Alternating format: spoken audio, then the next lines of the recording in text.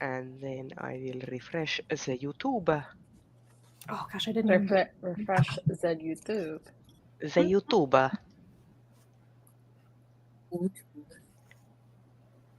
Yes, and we are live. Hello, everyone. This is June Stitch and Bitch. For a while there, I was like, is it May? Is it June? Is it July? What is this? Time is a flat circle, Rhea. Yeah. Time is a construct. I have completely fallen out of the loop with time. I am living on the outskirts like a time pirate. But yes, welcome. Sounds pretty nice. I mean, welcome to my channel and welcome to this June Stitch and Bitch. I am Reija. If you have found yourself here, you might know who I am. Let's do a round of introductions, starting with Rachel. Hi, I'm Rachel. My channel's Colonati. I don't post booktube videos anymore, but if I were, I would be talking about science fiction and fantasy and nonfiction and lots of yarn-related topics. So that's it. That's my life now. Which you should completely do. But no pressure. Die. Hi, my name is Diana. My channel is Bookish Die. I have not been posting a lot, but I mostly do science fiction fantasy as well as nonfiction and a little bit of romance. And we are joined by Mr. Luke, who is unhappy that I moved him. Very cat of him. My first interruption of the day. If anybody has like really good romance recommendations, please give them to me. I feel like I'm in that mood again and I don't know what to pick up. The last romance thing I tried to pick up was terrible. Oh my god! And you will tell us all about it because I was the reason for it. I need to tell this. I didn't even finish it. Okay. Let me hold on. So my sister has been watching Bridgerton and Queen Charlotte on Netflix, and they tried to read the books, and they sent me a voice memo saying, "Okay, I love the show, and I can't believe I'm saying the show is so much better than the books. Who read these books and thought they should be adapted? They're so bad." Okay, we can talk about, because I have been watching Bridgerton myself, so we can actually talk about this when we get to the media portion. I need all the tea from you guys, because I'm never gonna watch it again. But yes, Die, go. No, Hermes, come back. But yeah, no, it was just very funny that they sent me this voice memo. I'm like, yo, I read romance. You could have just asked me for recommendations, and I would have shoved you in the direction of Courtney Milan and Tessa Dare. But to be fair, the fact that they are super vanilla and boring and like milk toast is precisely the reason why they're perfect for adaptation, because you can do so much more with this. Because you can just take it and run it, which I will talk about when we get to media. But yes, introduction. Was that your introduction, Di? Yeah, that was my introduction. And I also have Luke. Okay. Bree. Okay, I'm Bree. I'm Bree Reads Books on the internet in places. I don't post much, but I guess I do occasionally post. I love science fiction and fantasy, and today I'm spinning. I'm spinning yarn. What kind of spindle do you have? What kind of wool? No, spindle. Oh, this is one that I got off of Etsy at one point, like 2 years ago. I have an Ashford spindle as well. This is mystery fiber from an estate sale that I got in a massive bag. And I figured, I have the spindle. I have the fiber. I should do the thing. The spindle club is getting bigger. Can you tell how excited I am? I can't spin on a drop spindle to save my life, but I can do pretty much every other kind of spinning tool at this point. I'm so jealous. I figured I should start with the drop spindle instead of full-fledging it to a wheel. Why? Something about fundamentals? I don't know. You are talking to the person who was like, drop spindles? What? Take a class 3 months later, drop like $1,500 on a wheel? Like, no regrets. But to be fair, like a spinning wheel is more cumbersome than a hand Yeah. spindle. But And I do have the having said- small human. I knew for sure once I tried and failed miserably at drop spindle that was not going to be my preferred method. So you're doing so much better than me. You can't see up close the lumpies. I can tell it's better than anything I've But what you Okay, doing with we a got drop Kelsey? spindle like Uh-huh. last autumn though, when you were visiting? Me? No, that was a Yeah. supported spindle, Ah, which I love. see, I'm not in on the spindle lingo, so Oh, Rhea, we got to get you in on it. oh god, not another money taking hobby. I have so many. Look how simple it can be. Look how simple it can be. oh boy. You want to get started? I can give you a support spindle, and I'm at a point now where I'm probably going to be giving away fiber. Like I've got a little bit too much. Oh no. Oh no. That is the gateway. You're taking me to the dark side. Yes. Kelsey, your turn for introduction. Hi, I'm Kelsey. I'm the Fancy Hat Lady Reads on YouTube and sometimes TikTok. I have, in fact, been making content for the Content Gods. I made 3 videos since we saw each other last on YouTube. Only 1 on TikTok, and it has, like, it's always extremely humbling when you make TikTok content and it just absolutely tanks and no one sees it because the algorithm is not your friend. Yeah, so YouTube is where I'm focusing my efforts. I am working on the same tiny Learn to Embroider Kit B project that I was starting last time. I've done nothing on it since we saw each other last, like literally nothing. This only exists so I have something to do on these live streams when I don't have mending. Oy. Fair. Also, Oh yeah, our we're twins today. How's that mug? Yeah, Dai, you also need to show the mug. Do the Okay, mug. so this is my new mug. So you can see it is Stitch, and then when you take a drink, I love him. It's best. Great. It's the best. it also fits so much coffee. Like I don't think you understand how much I can coffee imagine can fit in that. this. I could imagine drinking like iced coffee out of that, like right now. For those of you not in the know, Finland is currently experiencing a heat wave. It is around 28 degrees Celsius in my apartment, which is in the like mid 80s Fahrenheit. So Yeah, you don't want it to be that warm inside. yeah, I don't want it to be No. that warm inside. I have like what is like a rotating fan. Yeah, that hopefully you're not hearing. No, I can't hear At least it. I'm not. Excellent, because I can It's- hear it. Yeah, it's like 90 degrees, which is woof. Oh yeah, and because muggy. you all are getting that heat dome that's coming. It is right now extremely pleasant in New York. Like I was spending the morning out on my balcony drinking tea and eating oatmeal. That sounds lovely. But yeah, the heat dome is coming to us later this week. Like right now it's 76 degrees out. It's Mhm. beautiful. But like by the end of the week, we're going to be having temperatures up to like 95. Oh, God, God, no. I hate Yeah. this for you so much. Heat domes are the bane of my existence. But Rhea, the thing is, we have functional air conditioning. Yeah, this flat was built in the 1970s, and what you need to know about Finnish houses is that they are made to insulate, because we get minus 30 degrees in the winter. So a little bit of suffering in summer is preferable to not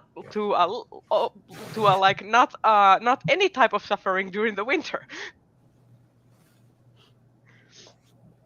Okay, let's talk next about what we're making. I know that Bree and Kelsey touched on it a little bit. So Dai, do you want to start? I'm still working on the scar. It's pretty. So yeah, it is getting long. It is long. I'm boy. getting to the point where I will be switching to the final color soon, and then it'll be done, and I'll need to figure out a way to block it. All right, Rachel. Is it flat or is it a tube? It's flat. It's Oh. curly right now. Okay. So It's gonna be this- like wide. Yeah, so this part, so most of it is with size 5 needles, but then when you get to this part of the pattern, it switches to 6. Mm. Because of the color work, yeah. Yeah. Yeah, blocking something. Well, fortunately, it's all mosaic knitting, so I don't have to like worry about floats and shit. Yeah. Hi. Unfortunately, Luke is not like his sister and doesn't attack my yarn because he's a little angel man who does not dream. Well, he dreams of crime, but his crimes are different. His crimes are low level. Entry level crime. No, his crimes include knocking a blueberry bagel to the ground and taking a bite out of it while they were cooling overnight. Like, he does crimes. His crimes are just different. They're the same crimes I would do. Yeah, but on a cat level of crimes, is that really like that's a misdemeanor crime on like a cat level? Yeah. Like a slight misdemeanor. At least he's polite. Like, sorry, this is going to get a little too... Like, Leia, when she's mad at me, she'll poop in my shower, which, of all the places, at least it's easy to clean, but, like, that's how she expresses her discontent with things. I forget to feed her.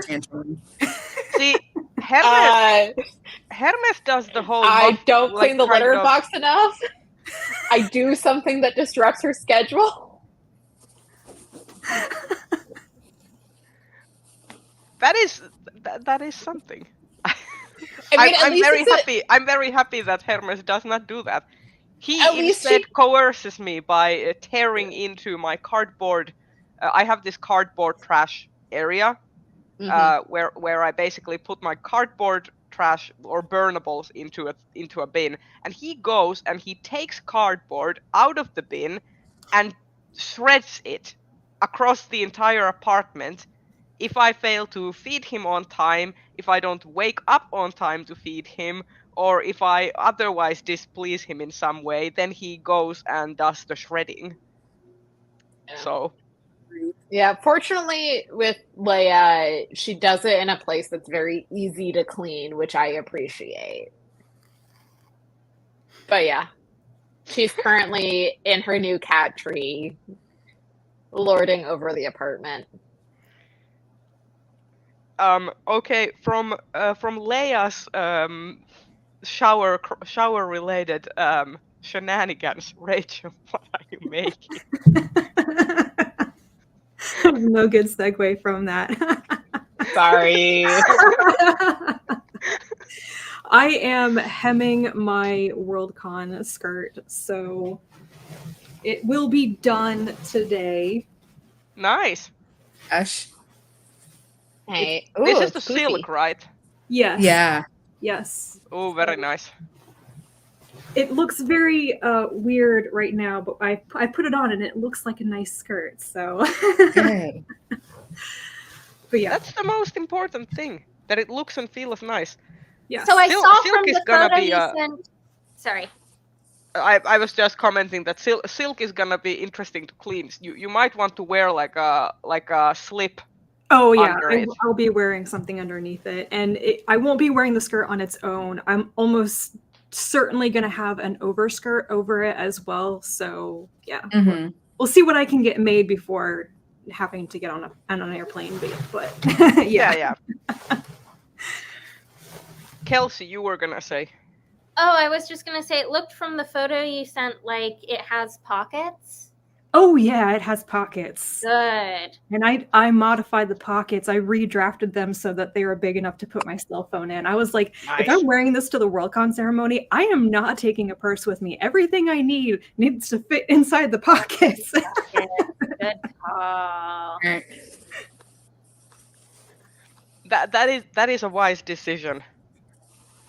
I am still making the sweater. I don't want to admit the defeat yet about this not being finished for Scotland, but it is not looking great because I have not been like knitting a lot outside of these live streams. I have tried a little bit, but because of work, I am so exhausted every single day after I get home that I just turn on anime and watch that and just rot on the couch.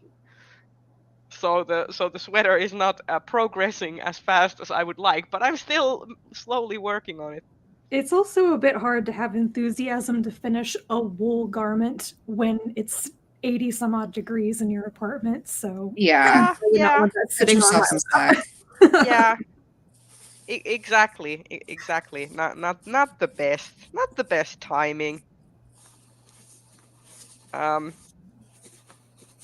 Bree and Kelsey, did you want to still touch on what you were making, or will we move to what we have been reading?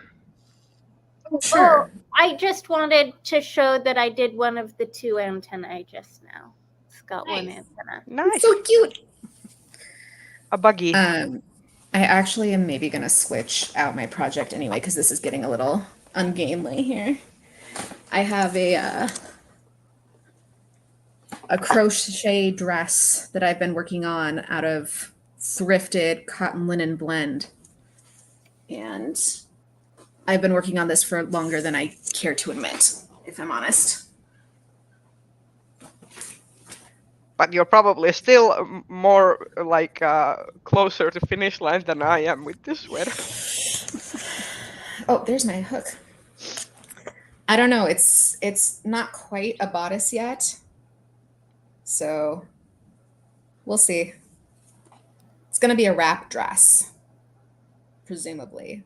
I mean, if you get tired of it and you just want to make it a top, then you could always just leave it true. like that. Or a tunic. Yeah. Or a tunic. Yeah, it's an awful lot of shell stitch right now, and you know. Is the whole thing just one stitch? I think so. Oh, I haven't looked. There was like a mesh aspect to the like top, and then I think it's just all going to be shell stitch, and that would get old so fast. Yeah, so it might be a wrap top.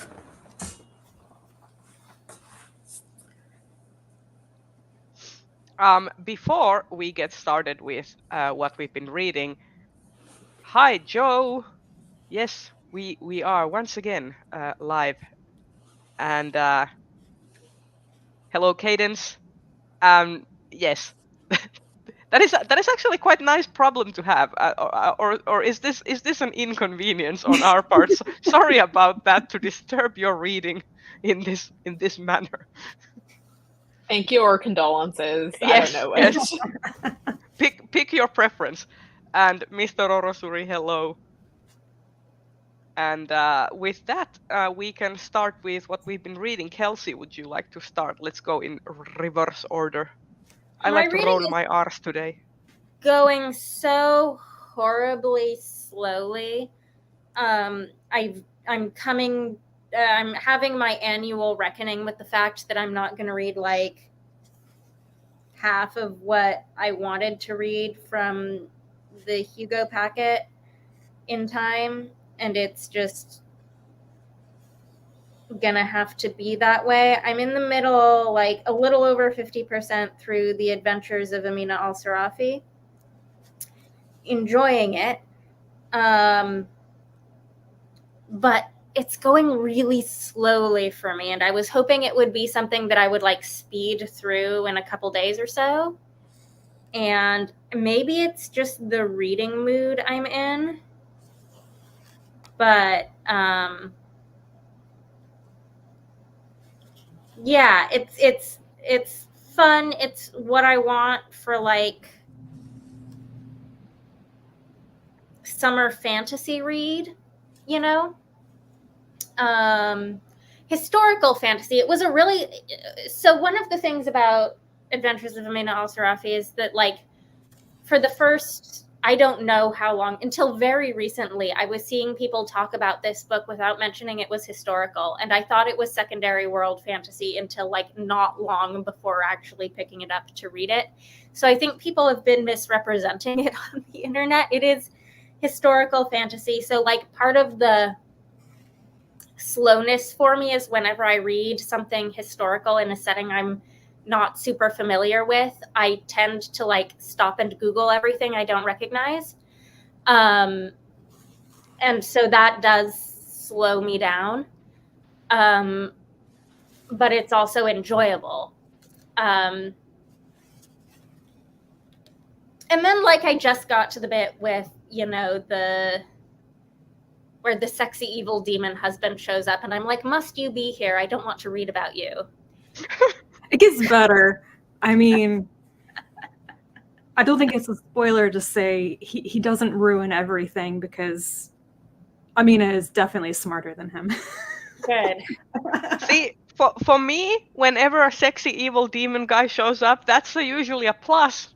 not a minus. See, I have a bit of history with Shannon Chakraborty because I didn't like the sexy djinn guy in City of Brass. So as soon as like sexy demon guy shows up, I'm like, you gonna ruin this book for me?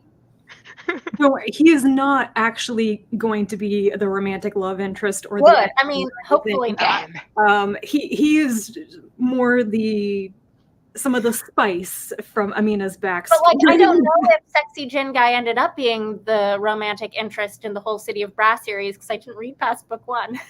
I still have not read that trilogy, by the way. Yeah, I never read past book 1 either. I should read them considering I own them all in paperback, but I have not. All of them. Because I am a book hoarder. Like Same. I mean, look this is at something that. you should know about me. Look at all of Like, that. there's a reason I just bought a big ass new bookshelf because I've run out of room on my existing ones. I keep telling this to everyone. Book collecting, a completely different hobby from book reading. Yes. Exactly. Yes. Especially when you count that not only do you have like your physical collected books, but then you have your ebooks, and then you have your library, and your reading pool is just so massive. Right.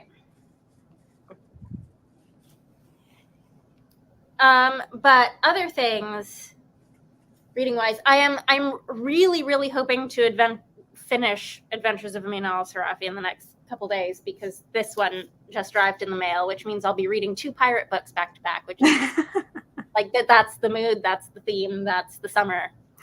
I love that for you, though. And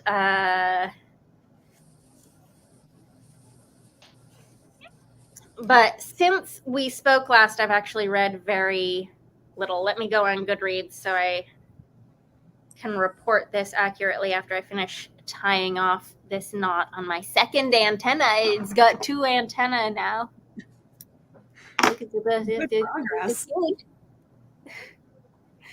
cute little bug. I'm just desperately trying to get Hermes to go into the frame so that I can show him off, because I have tried to do that now twice, and each time he seems to sense when the webcam is being moved, so he runs off with the power of the wind and like messes up all of the carpets while he's at it. He's wise to your ways now. He is. He does not want to be perceived, and I am violating his rights. The cats on this end are asleep on the couch and have no interest in being woken up. Leia is in her cat tree curled up, or in their cat tree curled up napping, and Luke is on the floor in front of the door, soaking up sun.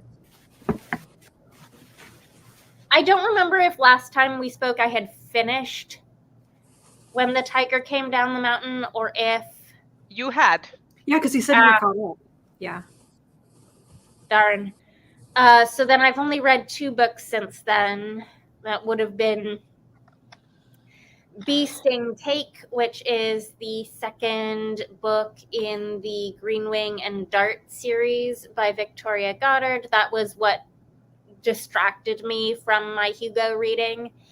That was 4 stars. Yay, hooray. Much more easy to follow than book 1. You get a lot of recap of all of the stuff that was thrown at you willy-nilly in the first book.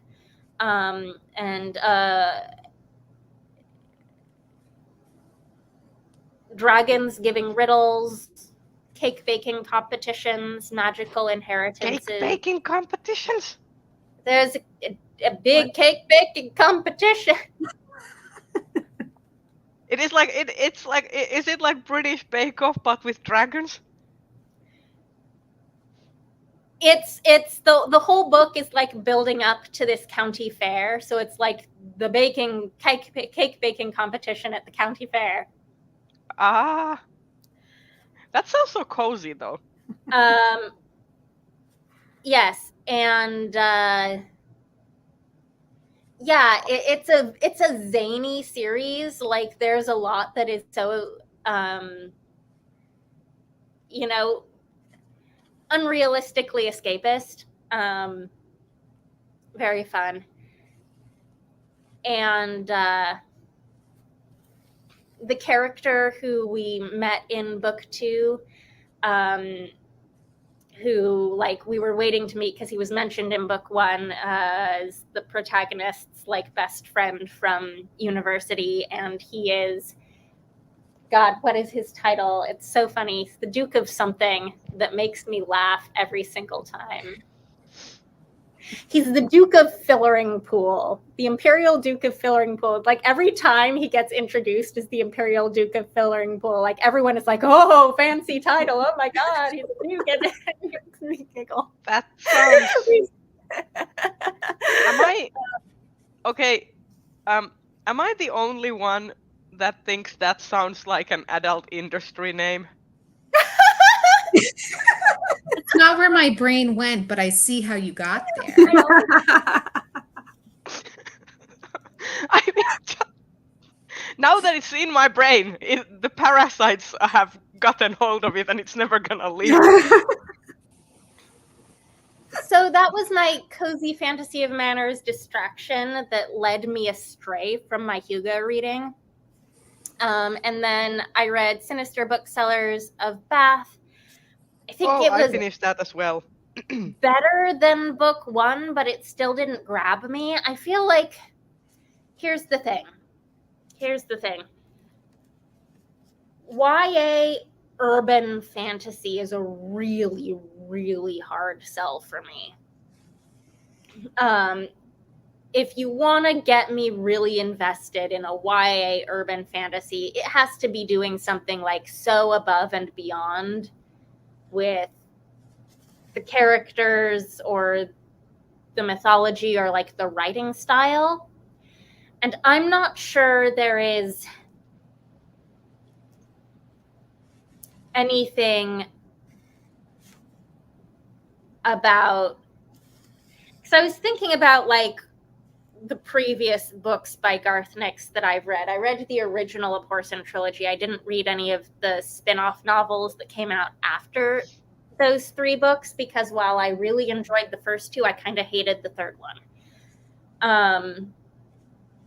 So like my previous experience with Garth Nix is a mixed bag. But the thing that I liked most about those books was the world building.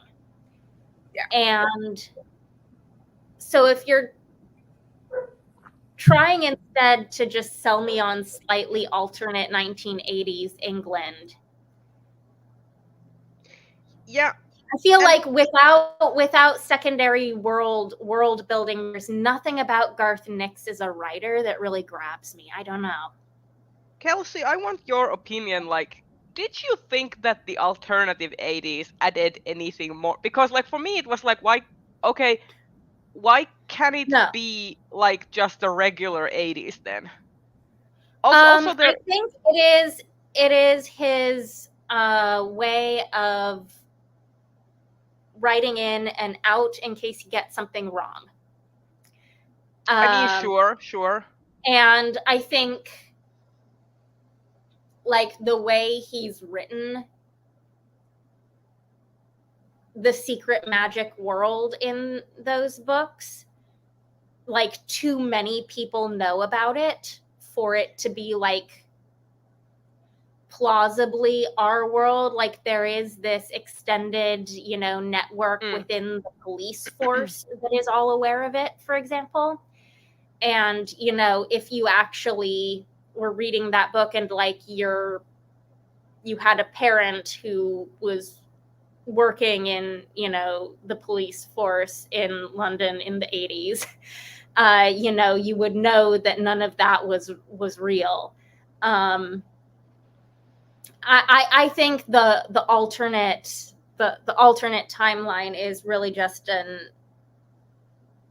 out for how implausible it is. I mean, he did write in a whole new female woman prime minister, and it does nothing to the story. It doesn't relate to the story at all. It's like just there as a throwaway background reference. Yeah, it's something like a pre-Thatcher prime minister. So the Thatcher is a backlash, which completely, from what I understand from like Thatcher's influence, like how Thatcher came to power, was a huge thing. None of it relates to the story of the books, which is what's so weird to me. Like, it's not important.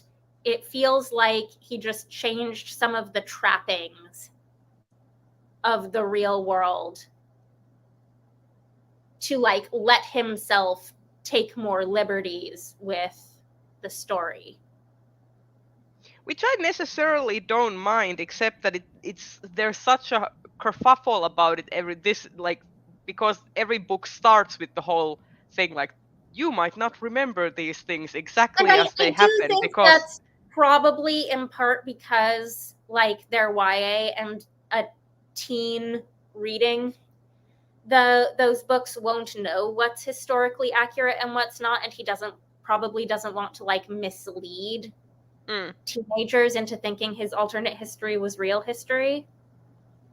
Like, if I were, I mean, it is. I think it's more responsible. But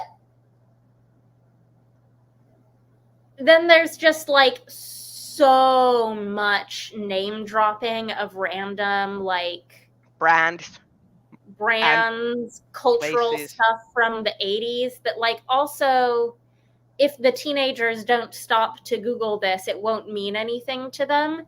And, like, for me reading, it just bogs everything down because, like, did I need to know you're wearing a Laura Ashley blouse? No, that's kind of what I would imagine you wearing anyways. Like, I don't know.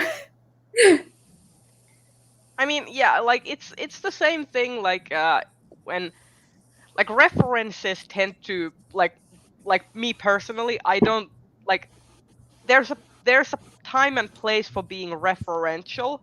But if you're constantly, like, referencing other things, it can kind of take away from the existing craft. Too much of that in these books for me. I don't know. I like the relationship between the main trio of characters, but not enough.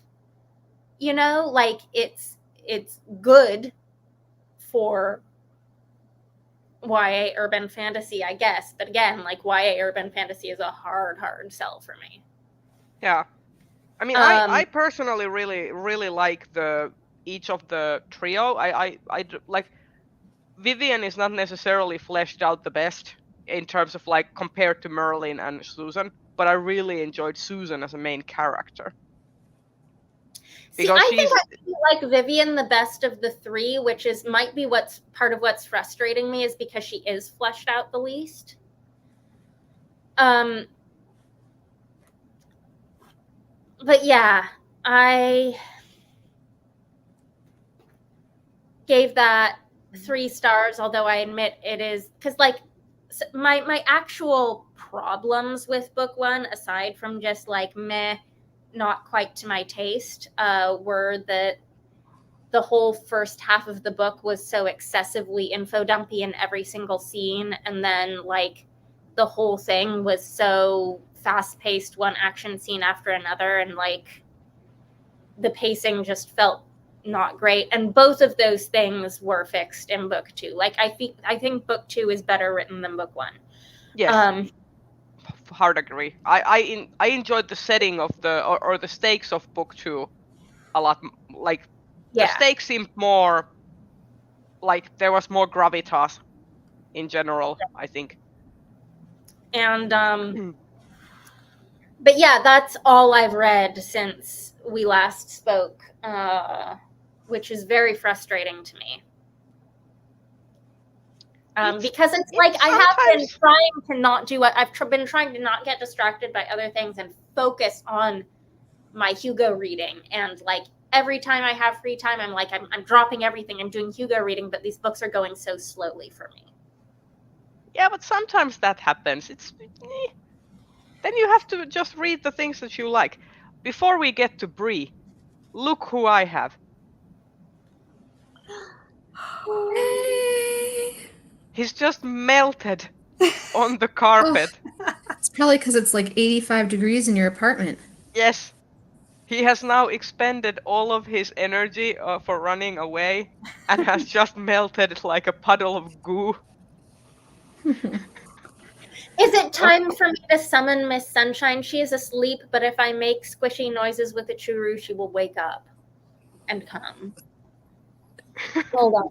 You don't need to see my armpits. What was rude of me, sorry.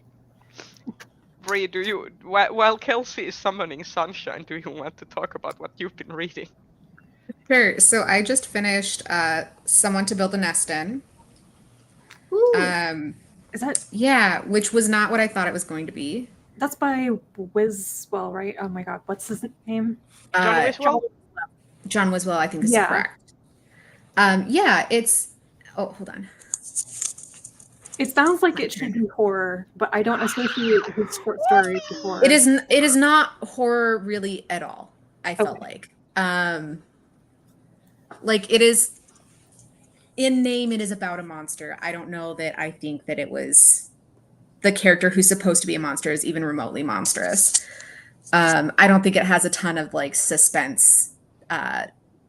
Really, I have critique.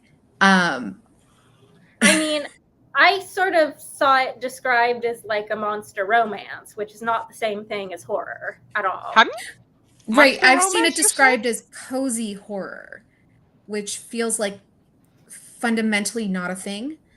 I don't know. I mean, Ursula Vernon is pretty like cozy. Like she makes horror that I find digestible to read and not feel completely panicky and unsettled for the next 2 weeks. Just totally fair. How do I say it? Like, I think the elements that are supposed to be cozy for me felt really underbaked. And the parts that were supposed to be scary or like horrific in some ways were just like didn't hit the mark. And so for me, it didn't hit on either point really. Yeah,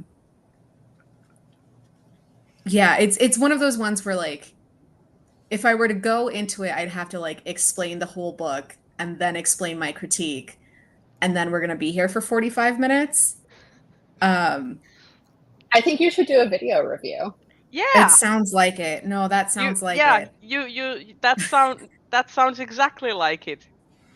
And yeah, I would watch it. Thank you very much. This is one where I do want to pick it up at some point because like I feel it on my bones. It's going to be on the Hugo short list.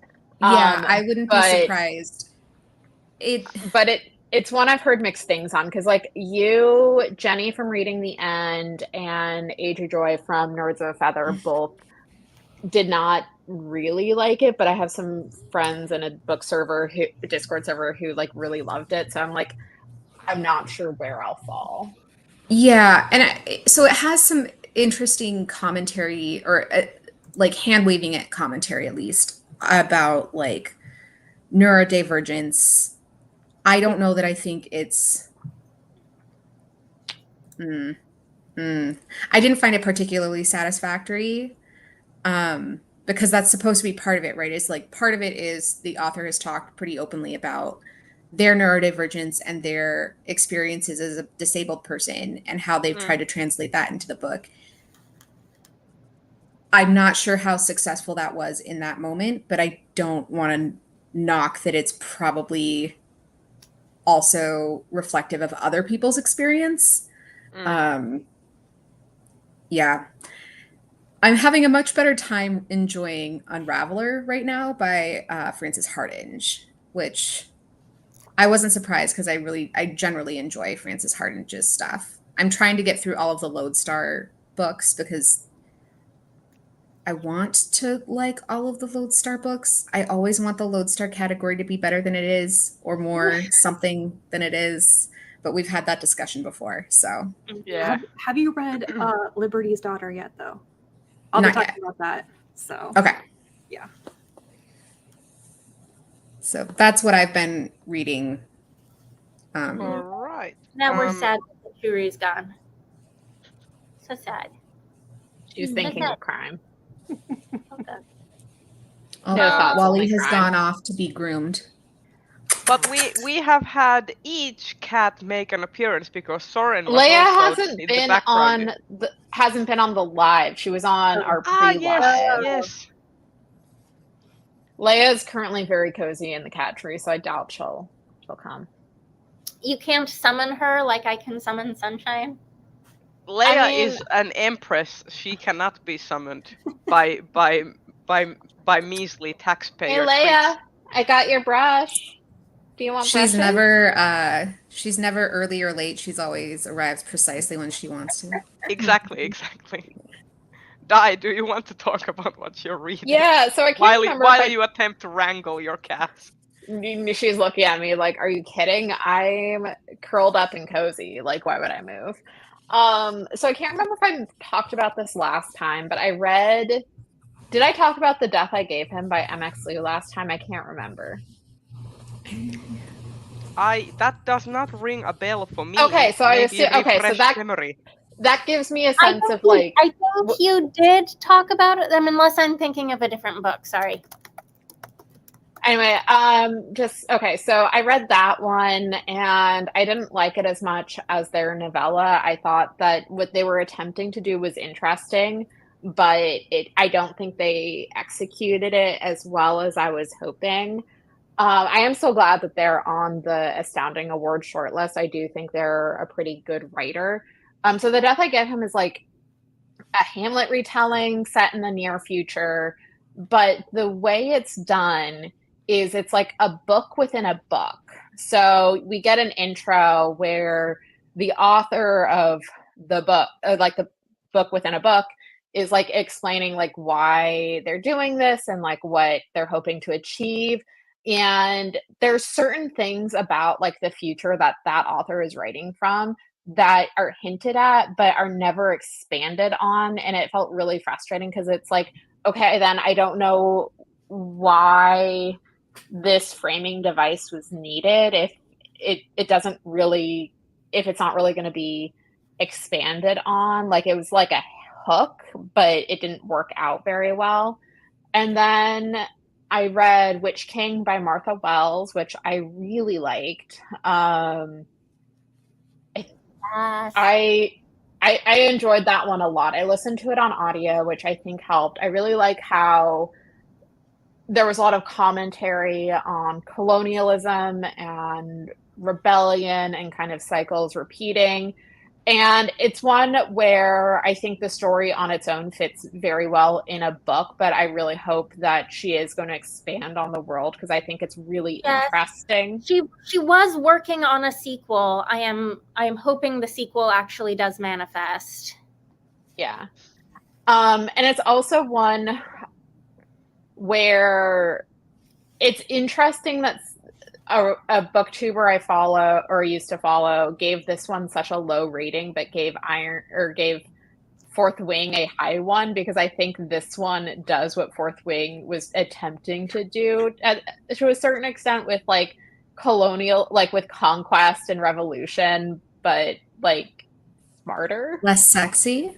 See, less willing to shove themes down your throat and trust the readers to pick shit up.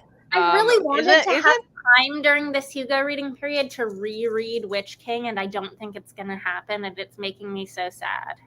Witch King is the next book on my list to read. I just got it from the library. Whoop whoop. But I have to, with your Fourth Wing comparison, isn't that just a case of like, here is a long-established author with a track record of like delving into themes of colonialism and deconstructing this kind of stuff, and then there's the author of Fourth Wing. Anyway, I feel like Fourth Wing has become my litmus test of like, did you love this? Like, and I'm just like, does that mean like how much of a grain of salt do I need to take your opinion? Just so I have a confession, which is that when I started my Goodreads account, I let it just like add all of my Facebook friends as Goodreads friends the way it did. I don't know, still does. Yeah. And so it did that? Oh. All of my Facebook people at the time were like people I knew in high school. And so Are all of them reading Fourth Wing? Really interesting experience where like my only interaction, my only thing that I've seen of certain people I knew from high school in like over a decade is like 5 stars to Fourth Wing, and I'm like, oh no, I thought you were smart when I was a teenager. I respected you. I thought you were cool. Anyway, so I liked Witch King. And right now, it's occupying the number 2 spot on my ballot because I did read The Saint of Bright Doors, which currently, I've only read 2 of the best novel nominees, but right now, 1 and 2. I mean, those are my top 2, and like I haven't read Translation State yet, but like I'm probably not gonna read Starter Villain or Some Desperate Glory. Like I would if I had time, but I don't. Yeah, but anyway, I also read Saint of Bright Doors, and I really liked it. It made me want to look up Sri Lankan history because of how heavily the book apparently ties in with that. But I really liked the writing. I liked the world building. I really enjoyed the characters and just how things were like put together. So I really love The Saint of Bright Doors. And I know he has another book coming out later this year, so I'm going to try and snag that from the library. Yeah, it's coming out like next week or 2 from now. I have it pre-ordered, and like my pre-orders are coming in hot and fast here, and I'm not going to finish my Hugo reading. I just want to share that Sunshine loves this toy that is a fake ball of yarn that rattles. Sunshine is truly one of us. I think you all needed to see this. Did I ever tell you of the fact that when I was in New Zealand and my mom was watching Hermes, she crocheted Hermes these little yarn balls. Oh! And every single time Hermes would push one of these balls under her couch, instead of getting because my mom is old, instead of getting to like on her knees and fetching the things off the couch, she would just crochet him a new ball. And then when I came back, she cleaned out the underside of her couch, and I just had a plastic bag of like a hefty bag of these crocheted balls for cats. That's amazing. There's like 30 of these. Yeah. And then in terms of what I'm currently reading, so I decided since Hoopla had some of the Zuya novellas on audio that I was going to listen to those. So I listened to a Red Station Drifting, which I enjoyed, and I'm currently listening to the audiobook compilation of Citadel of Weeping Pearls and the Tea Master and the Detective. And then I am also reading, which is very different than what I normally read, Penis by Eliza Clark. This is like it's another book within a book, and it's set in northern England, and it's about this murder, and it's this author who's writing a book about it. And I have some friends in a Discord server who like all read it and really liked it, because apparently there's like, and I've already encountered some of this, like there's a lot of very online early 2010s, because the murder takes place the night of Brexit. So it's like online culture, kind of a critical look at true crime, as well as like looking at this very specific British point in time. So there's certain things that I'm not picking up because I am not British, like the classism stuff. Like I know there's a lot in here that I'm just like going over my head, because I understand I understand some British classism, but like there's certain things where I'm just like, I don't know. So I am going to be DMing the resident Scottish person in the server, basically being like, can you explain what's going on? But yeah, there was like one footnote that was basically doing some, like, prior to 2015, Tumblr had no instant messaging function, and users communicated directly through long form fan mails rolled out in 2012. And I like got war flashbacks. Don't even get me started on Tumblr. Like I was there when I was online when the worst of the Zutara and Katang Avatar: The Last Airbender ship wars were happening in Tumblr and various other fur affinity of all places, which is basically deviant art for furries. Like it was bad. It was bad. Basically, I will say, like, there's a reason I don't have I'm not a big blogger, but like I was in the trenches defending Martha Jones from Rose stands, which is part of the reason why I can't stand her character anymore. So like there's a reason I have a non-off, because I'm like, if you're gonna say nasty shit to me, say it with your username present, you cowards. I mean, it could be worse, because like I don't know how it happened to me twice. Like it was the Avatar: The Last like I was an impressionable teenager during the Avatar: The Last Airbender stuff, or like teenager/young adult. But I was a full-on grown-ass adult during the Voltron ship wars, and I was not even super like present. I just like followed it like. And I just know, okay, I'm never gonna utter my favorite ship out loud because people will think I'm a horrible person. Voltron is one of those fandoms where I like saw the art, I'm like, and I saw the creative, I'm like, this sounds interesting.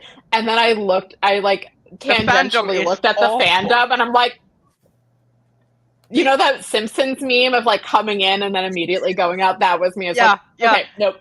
It like my friend introduced me to Voltron, and I got super into it. I got super into the like fan side of things because I collected the art and read the fan fictions and all of that.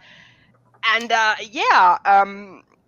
if you ever have time, look into like the video essays that people have done, or to like kind of contextualize what happened in the Voltron fandom, because that fandom is like the poster child for toxic fandom culture. It was so bad. And it also, I think Voltron fandom was one of the first fandoms to really start the whole fandom purity culture as well. Ew. Yeah, because like I was because a mutual I follow, or someone I followed from like the Lizzie Bennett diary days, I don't even know if she like what she was shipping, but her favorite was the princess character. And so like Yeah. on top of like the purity, weird purity stuff, there's also like the racism element. Oh, yeah. Can I ask a question of anyone who's done embroidery before? Sure, shoot. Yeah. So I have a healthy dose of skepticism of the quality of these instruction sheets and how they're asking me to do these stitches, because like I think what it was describing when it was describing a stem stitch was not actually a stem stitch, and then I switched to what a TikTok tutorial told me a stem stitch was, and it started looking much better. Sorry, I'm getting text messages from my friend. But so how it's telling me to do a satin stitch, because like most of the rest of this at this point is satin stitch, is that you're basically doing Long stitches laid one next to another. So like one stitch would be like here, and the next one you lay like this. Yeah. until you have So a do full you color. come up, do you do it on a loop, or do you come up next to where you just went in and go back? The hoity-toity technically correct way is to do it on a loop. Okay, because that's what they're telling me to do, but I'm like, that sounds like an awful lot of thread. It Yes, is. satin stitch does take quite a bit of thread. Okay. Yeah, in theory, your kit should have given you enough thread. Okay, good. Satin stitch is basically I think it gave me extra filler. thread, but like I'm also thinking if I could save thread, then I could use the extra thread for something else. Yeah, in which case it's totally fine. Like I said, the hoity-toity technically correct way is to do it so it's. Is there kind of a like reason? this. Does it actually look better if you do it on a loop than if you go It up and lays up and down better. the same side? If you do it on a loop, it lays better on. I'm Yeah. sure this is something you I'll want have to experiment with on my own just to see it for myself. But if you say it actually looks better, then I will trust you and I will do it. Because the thing is that when you do satin stitch, you're supposed to like kind of the threads of each stitch are kind of like parallel and ever so slightly overlapping each other because they're supposed to like fill out an area, right? Yeah. So when you do it on a loop, it lays flatter. Okay. Yeah. Whereas if you're going back and forth with the other kind of motion, you're more likely to also twist the plies in your thread. Yeah. I So have your threads are serious kind of- doubts that this level of like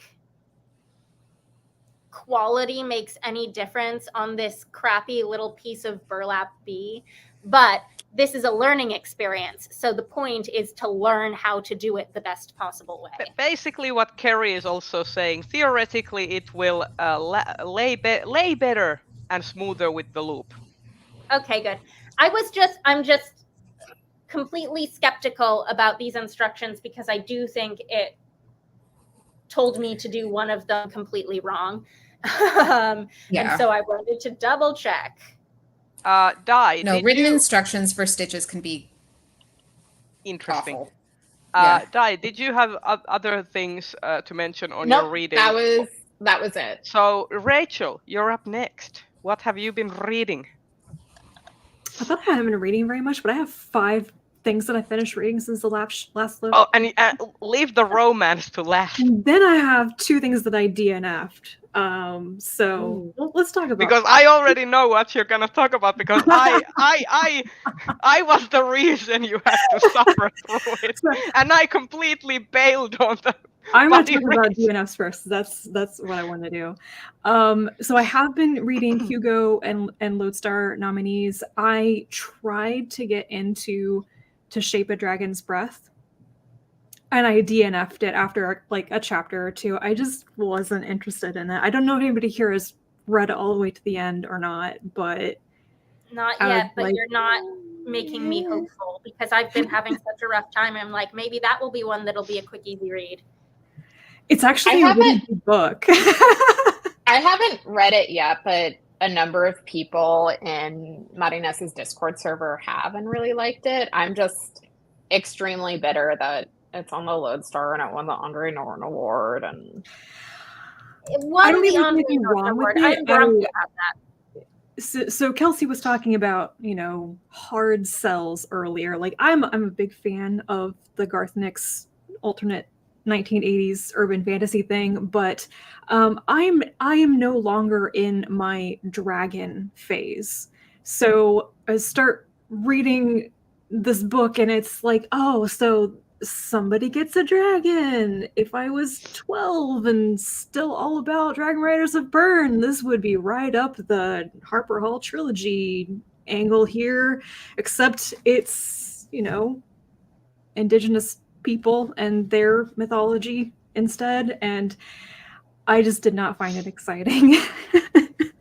And then I started reading like a sample on my Kindle, and then I realized how long the book is, and I was like, I'm not going to be able to make it to the end of this. There are other things I want to read much more. So I did put that one away. I'm not saying I'll never come back to it, but I would have to hear a lot more about it becoming like fast paced or something to get to it again. And then the other thing I DNF'd. Oh crap! I think I just forgot the title of it. Oh god, what was it? It's a knit something. Something Holy Knit or something? Yeah. Is that what it's called? Oh my god. Are we about to? Okay, I can give delved? give the gist of this. This was something that I happened across on Instagram, where someone is it was a Holy Knit, a hand-spun happily ever after by Deborah Yes, Alexander? yes. It currently has a 2.7 on Goodreads. Yeah. For a very good reason. But basically, I saw like someone made a reel about it on Instagram, and I sent it to Rachel like, "Hey, this seems interesting. We should buddy read it." And I completely bailed on the buddy read. I was like, yeah, for science. We'll read it for the live show and talk about this. It's. Then it sort of never happened. And then Rachel was like, yeah, so I tried to read it. And yeah. I bought it right away. Like, we had that conversation and I just bought a copy. It's like, oh, yeah, we'll do this. It's less than 200 pages long. It's basically a novella. And I'm not proud of this, but I started reading it at work on a really slow day. I was like, oh, it's going to start off with, grandma's knitting basket. It's going to be like all cute, and I'll finish this in the evening when I get home. Yeah, it goes straight from grandma's knitting basket to let's have sex with the knitted doll. So the romantic love interest is a yarn man. Yes. Knitted into existence. If you have ever read the this is like the series, sexy door book. Yep, basically. But this is kind of like if you've ever read, was it my autonomous boyfriend or my AI boyfriend? It's manga, which basically has like an android as the romantic love. This is basically same premise, except the man is knitted into existence from grandma's yarn basket. The thing is that I initially didn't think this was a bad idea. I was like, that's a lot of knitting. Decides to knit herself a boyfriend. I'm down with that. No. It gets weird and uncomfortable right away because the dead grandmother's magical knitting basket knits it for her, and this guy is sent from her grandmother in the beyond to take care of this woman.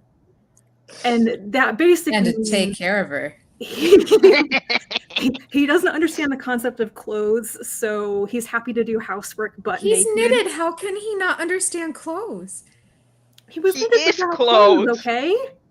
He is clothes. He is textile. He realizes that he's a human being, or human being shaped when he's being knitted because his penis emerges. Like, he doesn't have clothes. It emerges. It just doesn't hang around like.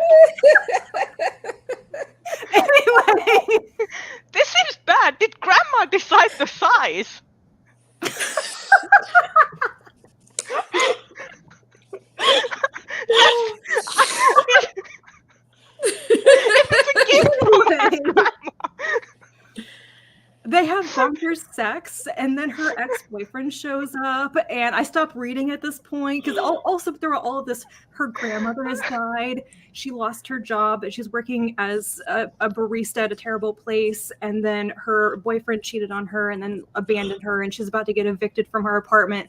So yes, boning the knitted guy is the solution to all of our problems. So To be fair, my takeaway is that Vampire Knitting Club books are way better, even though there's no Oh, sex in them. absolutely. We got all the kitties. We collected them all. yes. I mean, now we just there need is- Ava. There is a dead grandma in the Knitting Vampire Club book, but number one, she's not really dead, and she does actually knit, and the yarn store is actually really important in the storyline.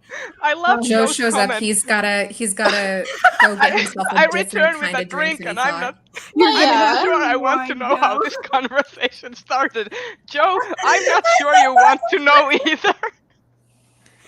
Anyway, that's all I Side know note. about this book because I stopped reading at this point. I said, this is ridiculous and kind of uncomfortable, but the death knell for this book is that it is written horribly. It was not edited. The entire thing is just a whole bunch of run-on sentences. Like, the writer does not understand the concept of putting in commas to separate ideas and Yikes. sentences. It was painful to read, and that's why I stopped. I did really contemplate pushing through so I could tell you, the finale, but it wasn't worth it. To be fair, I'm glad you took one for the team so that we could have this conversation. Worth it. Worth it for the content. To anybody who's looking for knitting fantasy, I mean, if Vampire you Knitting really Club. want knitting erotica with a dash of grandma wholesomeness, then go for it. But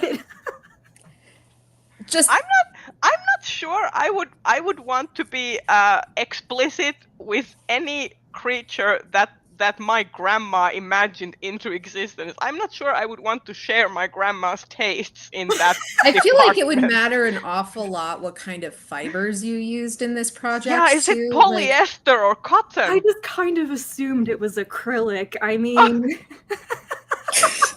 Gross. See, At least it's machine washable. here's the thing. Now my mind is going like, if like a completely synthetic acrylic blend also would like lean into like liberal alt-right politics. Like I want an organic cotton silk blend, please.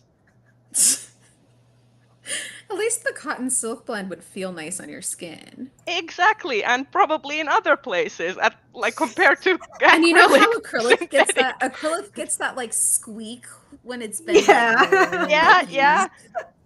Ugh, ugh. Dye is dying.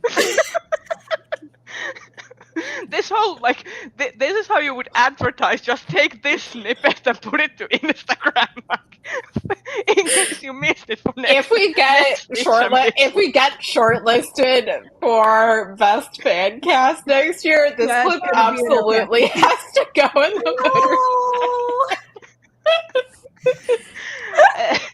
To everybody who's out there watching, you could vote for us for Fancast. yeah. to everybody Nominate us. who's out there watching, I apologize. Yeah, if you made it through that. Okay, Rachel. Now for the rest Now of there are things that now you see why I was like, I need some good romance recommendations. That's the most recent romance thing I've tried to pick up in ages, and Yikes. fantastic. Oh my god. everything else that I have been reading though has been really good, and I very much enjoyed it. So we're gonna go straight from the really ill-advised smut to another Lodestar nominee. Sorry, I don't have a good segue for that one. But I did read Liberty's Daughter by Naomi Kritzer. I'm pretty sure that this novel is the stitching together of some previous short stories that she published. Like, she brought them together into one cohesive long story, just from the between the publication dates of the parts and the flow of the story. Anyway, I really liked this. It takes place on a seastead. It's basically an anarchic state. If anybody's ever gone down the rabbit hole of those people who want to start their own like floating country on, you know, a prior cruise ship or something, this story is set in like a grouping like fleet of various types of boats, vessels, yachts, or whatever that have done just that. And they each have their own laws and rules and stuff. So it's varying levels of anarchy and danger depending on where you are. And in order to live there, you have to buy a stake in the seastead. A lot of people go there to escape conviction for crimes in actual countries. And then they end up as indentured people on the seastead because they can't afford to outright buy their citizenship there, basically. So a lot of this actually like a lot of the plot here has to do with this teenage girl realizing what's going on in this world that she's grown up in. She's spent her entire life on the seastead. Her father is one of the big movers and shakers. So she has a lot of privileges and has been kind of insulated from a lot of the really crappy stuff that happens when rich people get to do whatever they want in their own nation state. And she's basically investigating slavery on the seastead and trying to find missing people and solve some mysteries and stuff. So I really liked this. I've always enjoyed Kritzer's style and the way she creates her characters and stuff. So I really enjoyed this. My only critique of it is that it ended a little bit more abruptly than I thought it would. Maybe because it was very episodic stories pulled together.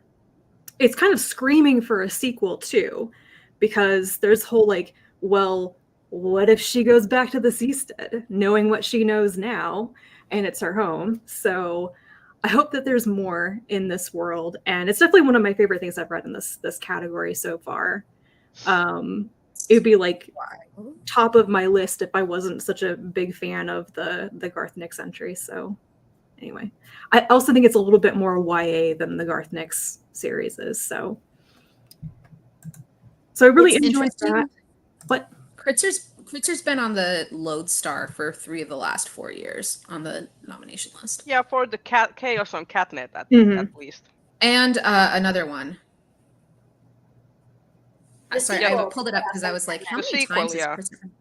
The Golden Enclaves. That was Naomi Novik. Oh, that's Naomi Novik. No. Never mind, I'm wrong.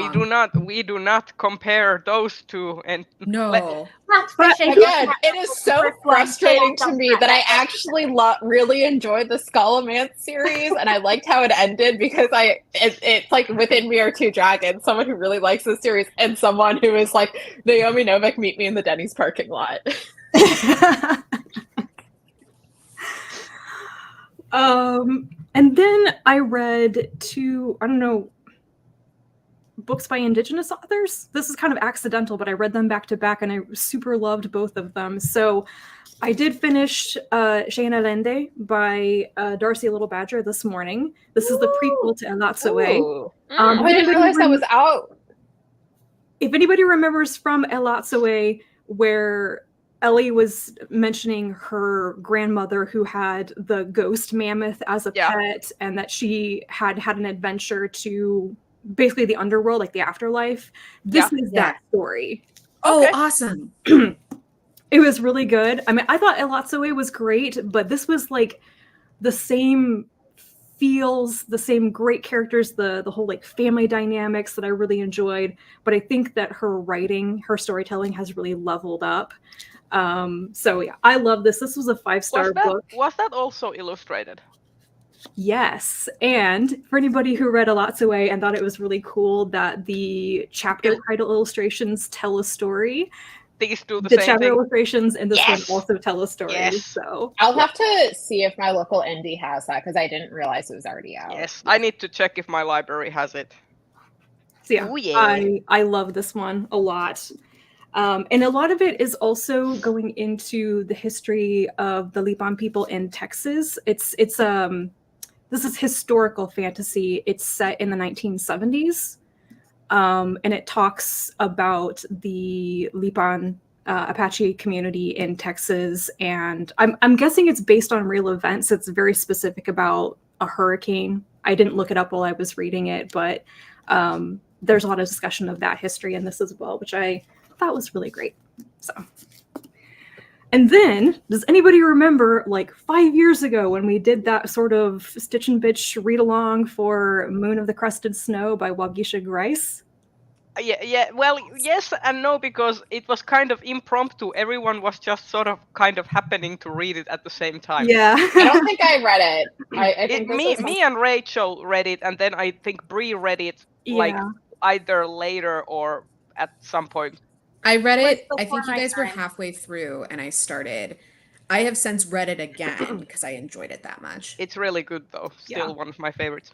So the sequel is now out. It's called The Moon of the Turning Leaves. Oh man! It's set 12 years later. Oh and man! So the Anishinaabe community that set up their own thing after the end of the world, it's 12 years later, and they realize that they can't continue living where they currently are. It's just the resources are dwindling. Yeah. They're a very small community. They can't really sustain themselves over multiple generations. So they send an expedition of like 6 people down south to try to find a way to their ancestral lands, and see if they can, like, what is the outside world like 12 years after the apocalypse? Are there any other people out there? And could they potentially move their community down south? And it's what they find along the way. So I also really like this. The first book was, I'm not going to say they're horror, but there's this really tense undernote to the story because they just don't know what's going on. Community. Yeah, it's the community trying to survive, families trying to survive, and you really don't have an explanation of what's out there. You're learning with them as they find out. So I liked that the sequel had that same feel to it, but it's not like outright suspenseful, outright scary or anything. It is slower though. It is a longer, slower story. And I think some people have kind of criticized it for being like too long. I liked it. I listened to it on audiobook and I kept coming back to being like, oh, I want some more of this. So I really enjoyed it. I'm not sure that there's room for a third book now, though, especially because this was just what I was going to ask. This book explains a little bit more about what happened with the apocalypse, which I think there wasn't really a way of avoiding explaining it with the things that they encounter and stuff. But at this point, there are not enough really truly mysterious unknowns.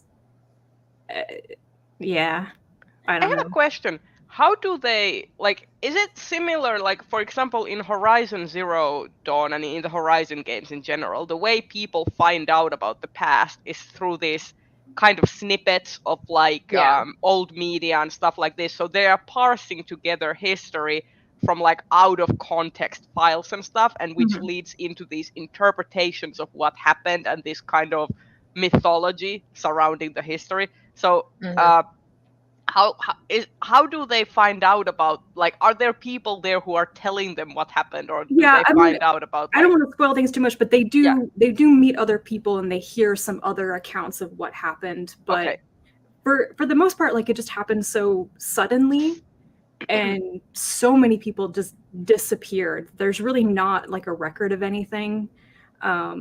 It's more just like the oral stories and what people's hypotheses are based on what they experience. So a lot of ways makes sense given the context of the story and the storytelling tradition involved.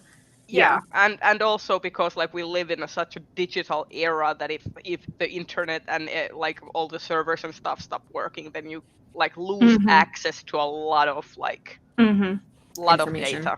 Yeah. I've always been kind of fascinated by the idea of, like, how quickly the human built world would be taken over by nature and stuff. Like, how many years would it take for your roads to be overgrown, for your buildings to become unrecognizable and stuff? And that's one of the things I really liked about this book, is that it's been 12 years and humans are basically gone. And so everywhere that they're exploring is nature taking over again. And if nature isn't taking over again, it's kind of creepy that it's not. But one of the main characters in this book was a very small child when the apocalypse happened. So you see through her eyes, she doesn't know any other world. She's seeing these things from the before times and is like, I don't know what that is. Why do you care so much? Like, the whole concept of a cell phone is kind of bizarre to her. She's like, it's just a chunk of metal. all the people, like, they can always recognize gas stations along the road because they're just so distinctive, but she doesn't really know what a gas station is. So Yeah. But yeah, very interesting. I enjoyed it. And also, there's another one that's great to listen to the audiobook. I don't know if the narrator is Anishinaabe. I believe he is an indigenous narrator, though. He's the same guy who did the first one. Yeah, but the first one was definitely an indigenous narrator. Yeah.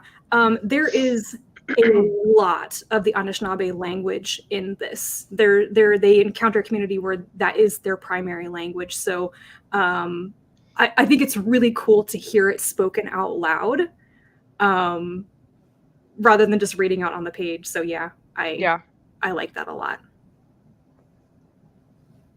And once again, my TBR grows.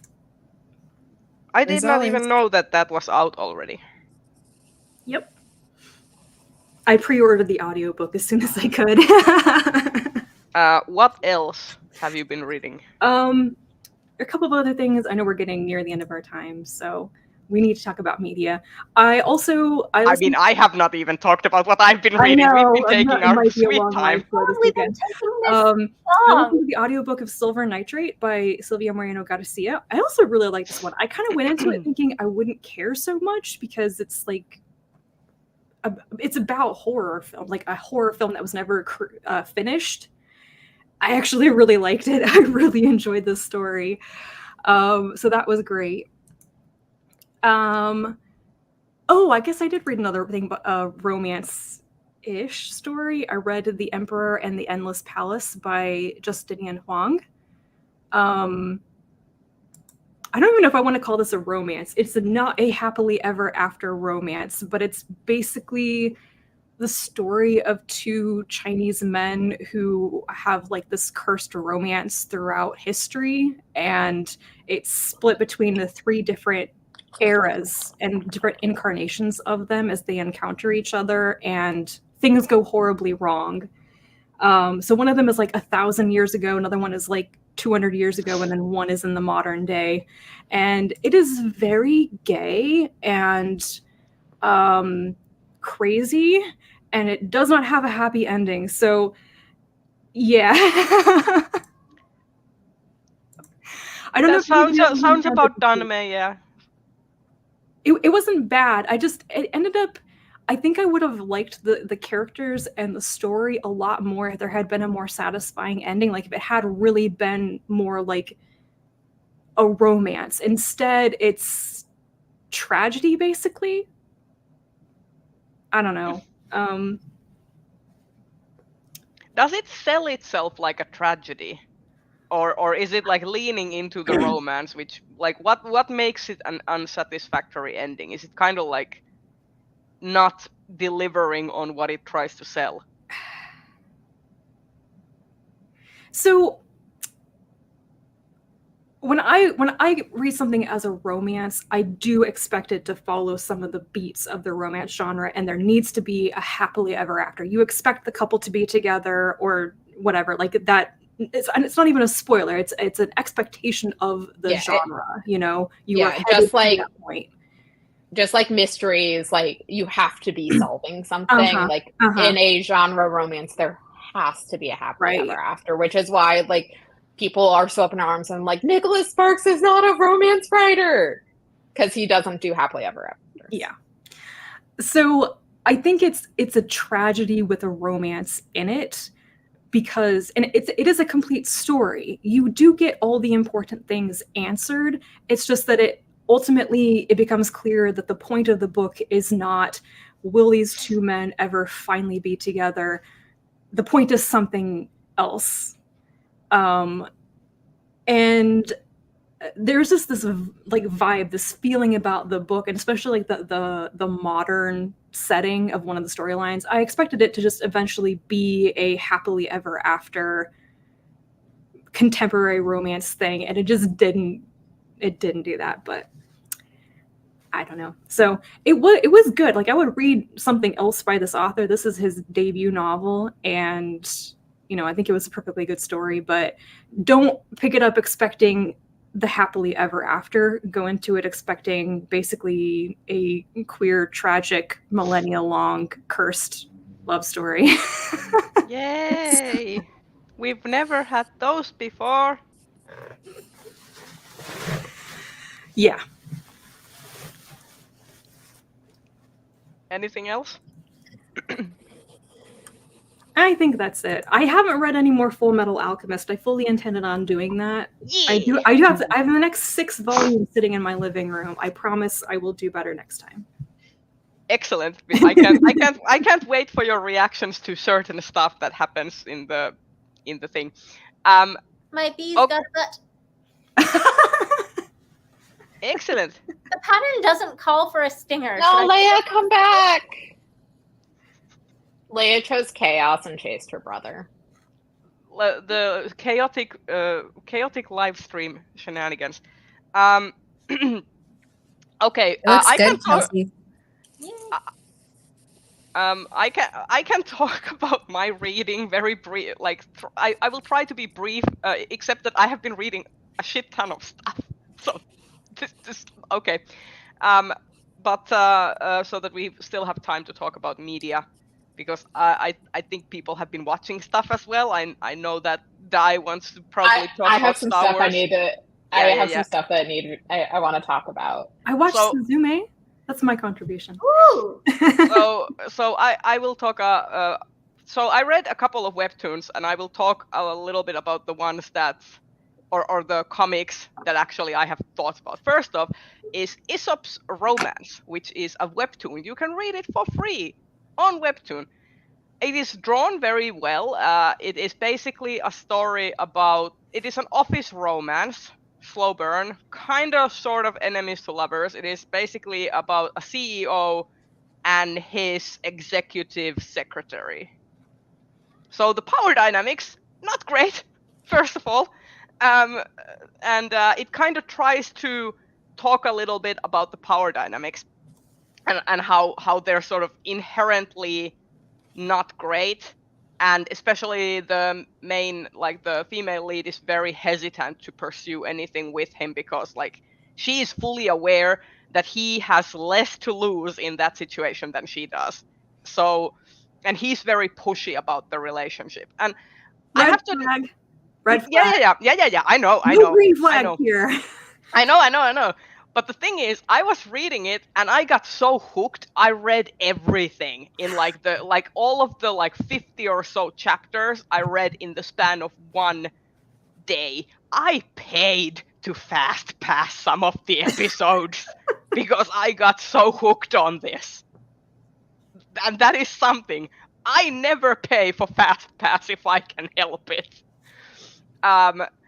So the thing I want to talk about is specifically about chapter 45, which is where they kind of have a spicy, intimate moment that happens. And the reason I want to talk about it is that Webtoon censored it.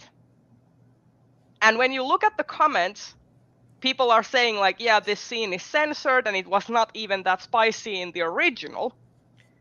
And they were like speculating like, why would they censor it? And some of them were speculating that Webtoon wanted to keep the young adult rating of the scene. So I went up and looked at the original Korean scene on Naver, where it is originally published. And the way it was censored, it basically the censoring removes some of the non-consensual aspects of that scene, which makes it completely different from a character perspective, because it makes it seem like he's giving her more choice Agency. to consent and more agency, and that she is more in control of the situation than what is actually happening in the original. Oh, that's a bad thing. look. And it was so bad. I was just like, holy fuck, like, geez, like, because like in the censored version, that is the English translation, it seems like when she says to him that, please, okay, stop, and like pulls his hand away, he stops immediately. In the original, she has to ask him like 3 or 4 times to stop and forcibly remove him before he like stops. It is full on like basically like assault, and I was just like, this is not a good look that you would censor this to maintain a young adult, because the scene is not explicit, you know. Yeah. But it is very like dangerous precedent that you would censor that scene in a way to kind of trick people into a more romantic reading of the situation. Especially if it is targeted towards a young adult audience of like teens and like young adults and maybe like early 20s. Like this is a huge issue, because I don't like, I'm not against having those kinds of like violent scenes in media. It's just that, you know, if you censor a thing to be more romantic than it actually was when it's like an assault, that's like, it's not just very making bad. it more romantic. That is entirely changing the context of the story. Yeah, it is changing characterization and narrative. Yeah, that's entirely different. That's not just it like was so bad. I was so mad. Like I was just like, no, like this is really uncool. And yeah, I'm sort of kind of in the outs with the series right now, because like I mean, what are they going to do if it happens again? Like, if it's a major part of his characterization, I mean, he was already a douche to begin with, I'm going to guess. Yeah, but, what are they going to do? Rewrite the whole, like, characterization of this guy for the entire series? No, because, like, in the next chapters, they reference back to scenes that they removed in that one chapter, which creates a whole different like tonal shift when people are like, wait, was that scene in the previous chapter? No, it wasn't, because they censored it, but they were lazy about the censoring and didn't commit to doing it in the other chapters. Definitely questions here about like ethics of translation as well as just censorship. Like if you're misrepresenting what was in the actual work. Yeah. Even if you think that it's like better for your target audience, like you're misleading people as to what the original work actually is. Yeah, exactly. Like I just like, no, I was so mad. I like complete, and this is not the first time Webtoon has done it. They have done this with other series as well, and I'm just like, it is very questionable practice. And I hope that people, and this is also why I'm very loath to pay for Webtoon for their paid tier, because they do stuff like this. Yeah. So yeah, that was one rant. The other series that I want to comment on that I read was Happy of the End by Ogeretsu Tanaka. Full disclosure, this is BL and it is super explicit, so this is like 5-star spicy smut, and it is also not very, it is not cozy. This is basically about 2 characters, like when they meet, the other main character is homeless. He has been disowned by his parents for being gay, and like it is, and the other character is working in the sex trade. So this is essentially a romance between 2 very desperate people who have like loads of trauma, and they are kind of like trying to come together, and the start of their relationship is like basically just like, I would say it's feral, because they're both like so desperate, and they're like kind of toxic to each other, because like neither of them has any experience about any kind of, first of all, boundaries or healthy relationship dynamics or anything, and it's kind of them slowly growing together and finding a home with each other. It's actually quite beautiful in terms of the characterization if you can get past the fact that it's also like super explicit, like in a kind of shocking way. Like if you think about the like more explicit BL manga that you have read, this is probably a step up from those. It is up there, but it is like really good. The third volume comes out in September, and the second volume ended like in a cliffhanger, and I'm just like, no, my babies, no. So now I'm feeling like really, really bad for Chihiro, who is the other main character, because he meets up with the other main character Haran's, like he meets up with his like old boss, who is like not a good person, and the volume ends with that, and I'm just like, no, I do not want this.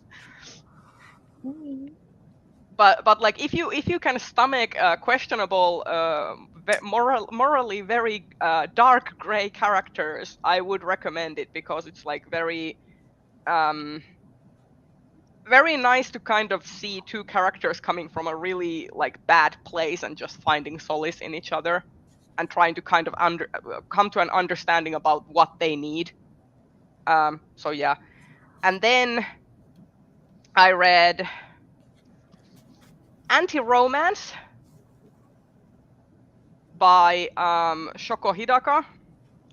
And this is basically a story about two characters who have been living together for like years. They're basically childhood best friends, and it's a friends to lovers story. And it's basically about these guys. They have been living together for like 6 years at the start of the story, and kind of both of them have feelings for each other, but neither of them really wants to act on those feelings, and it kind of becomes this turmoil of like, how do you move from being friends to like being lovers and like all of that stuff. Yeah.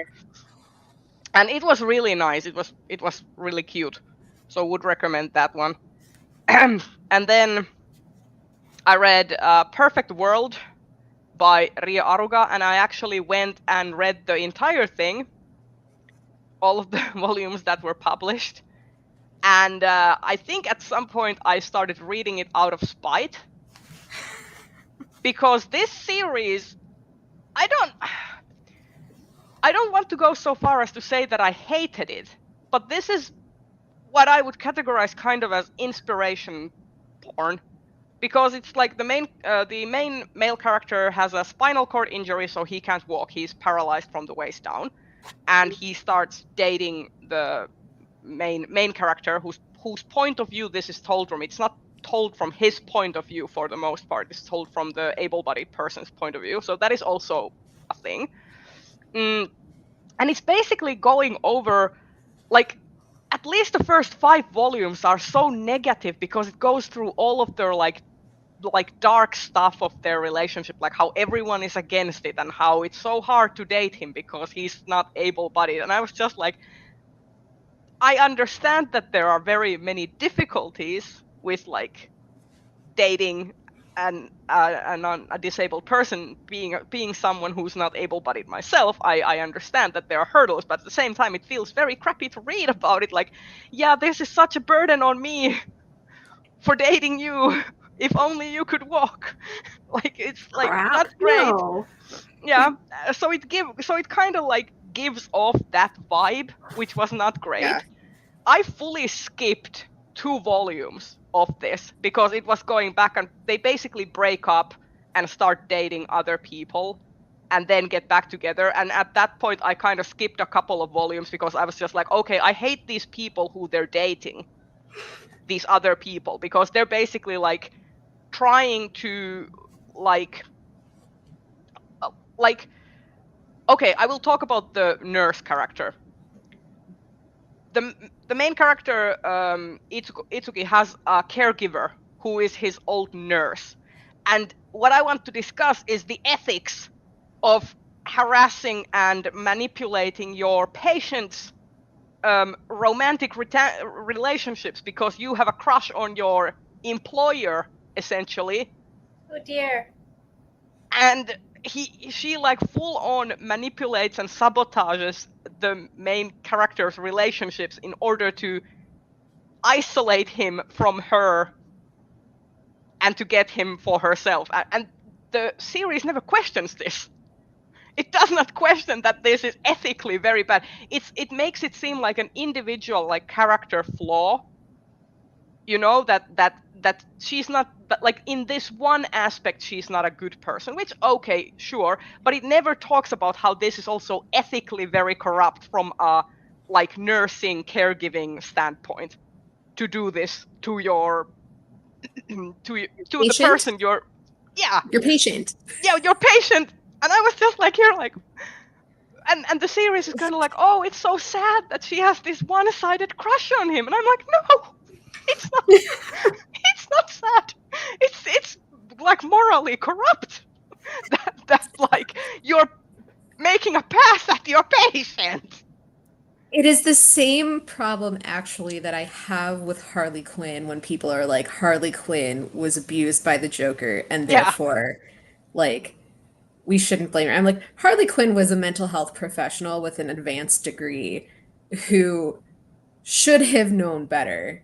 Yeah, no. So like, speaking of Harley Quinn, they're doing a new animated Batman series that's set in like the 1930s, 1940s, and there's no Joker, but there is a Harley.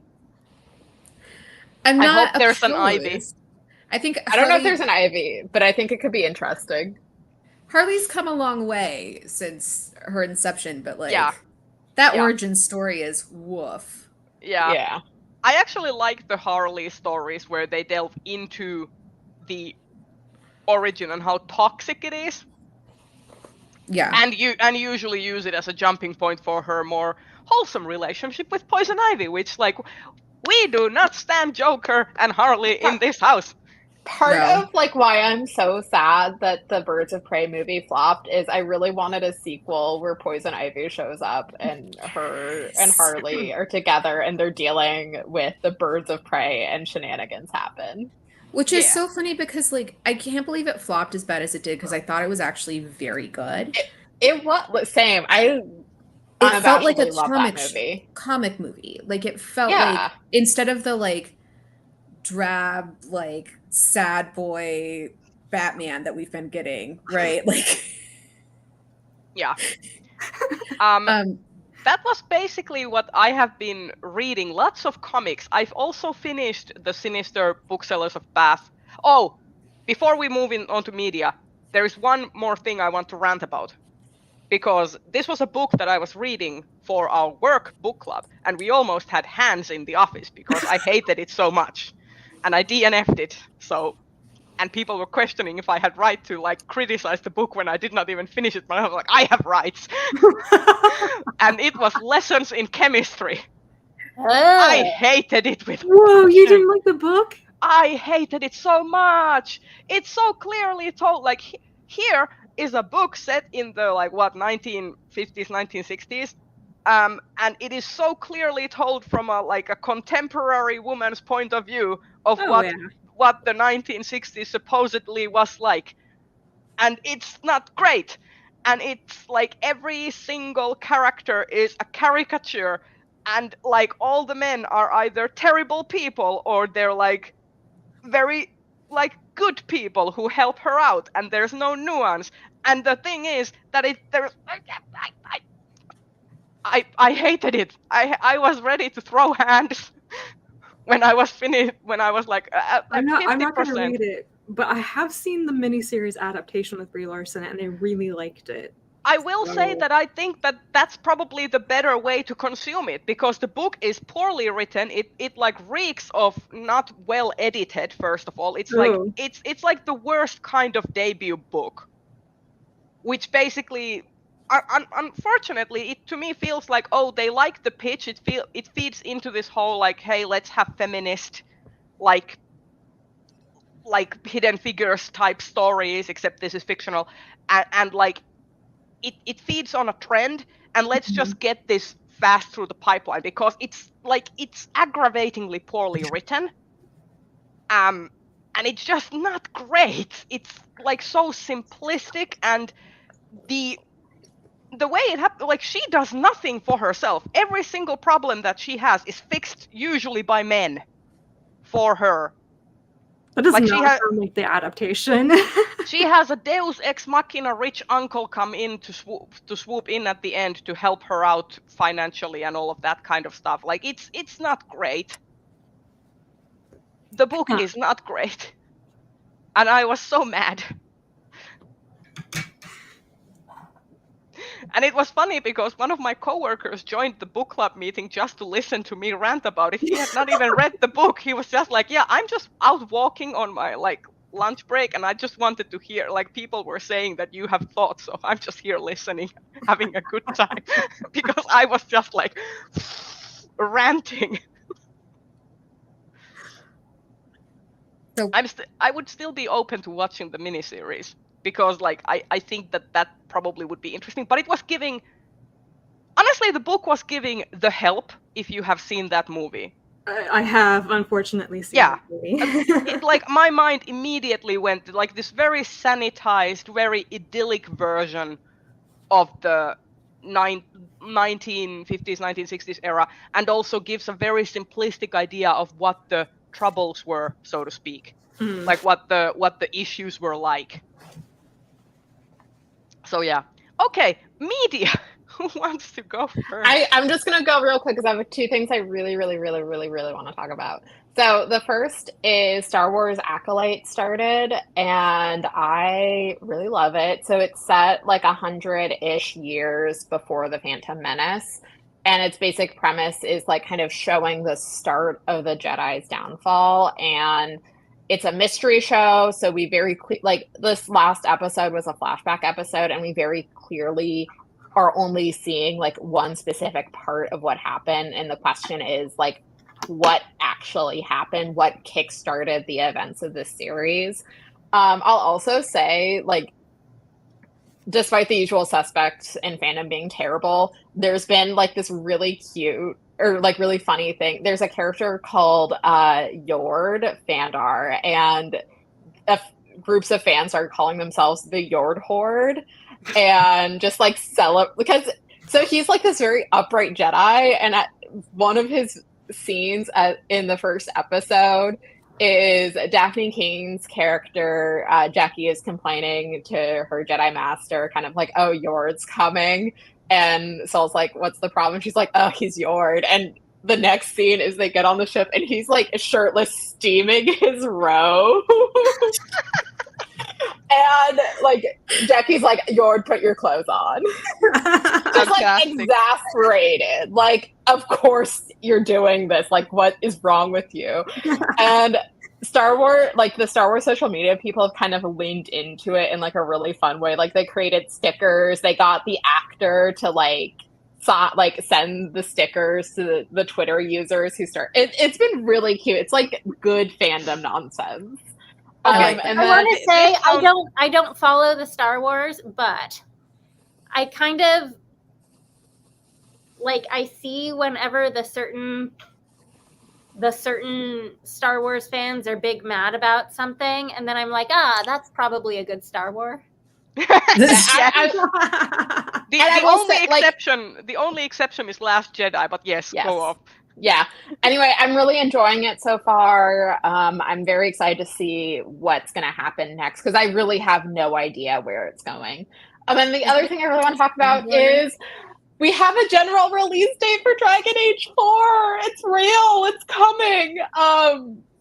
So they changed the name. So it was originally Dragon Age Dreadwolf, and they changed it to Dragon Age The Veilguard, which is an anagram for Evil Daughter. And given that a very important quest in Dragon Age Inquisition was also an anagram, I'm really wondering what this could mean. And so they released the trailer, which the style didn't necessarily work for me, but it introduced all the companions, and you can romance all of them. And if you don't romance them, they might get together with each other. So it's not really player sexual. They are all pansexual. We're finally getting a dwarf romance with Scout Harding. It's been so long, and I'm finally I'm so excited. And they released some gameplay footage, which has me really worried about Varric because they are giving him dead wife flags. Like, you know, when you watch something and like someone is doing stuff and it's like, oh, you're gonna die. And I'm like, I'm really worried. I'm really worried about Varric. I was not mad that Inquisition had kind of gated romancing options, because when done right and when written right, you can actually explore different queer identities and sexualities. So here's the thing, and this is kind of going off on my beef with David Gator, is I think for Dorian, it worked really well. For Sarah, it did not. Like, Sarah...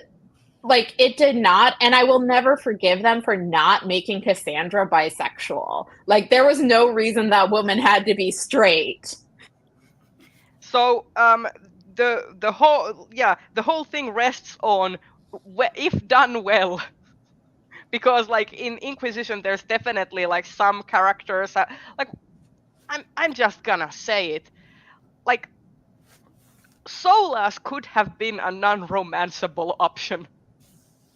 I did not need to, like, I did not need to give like full pages to elf supremacy just to like have.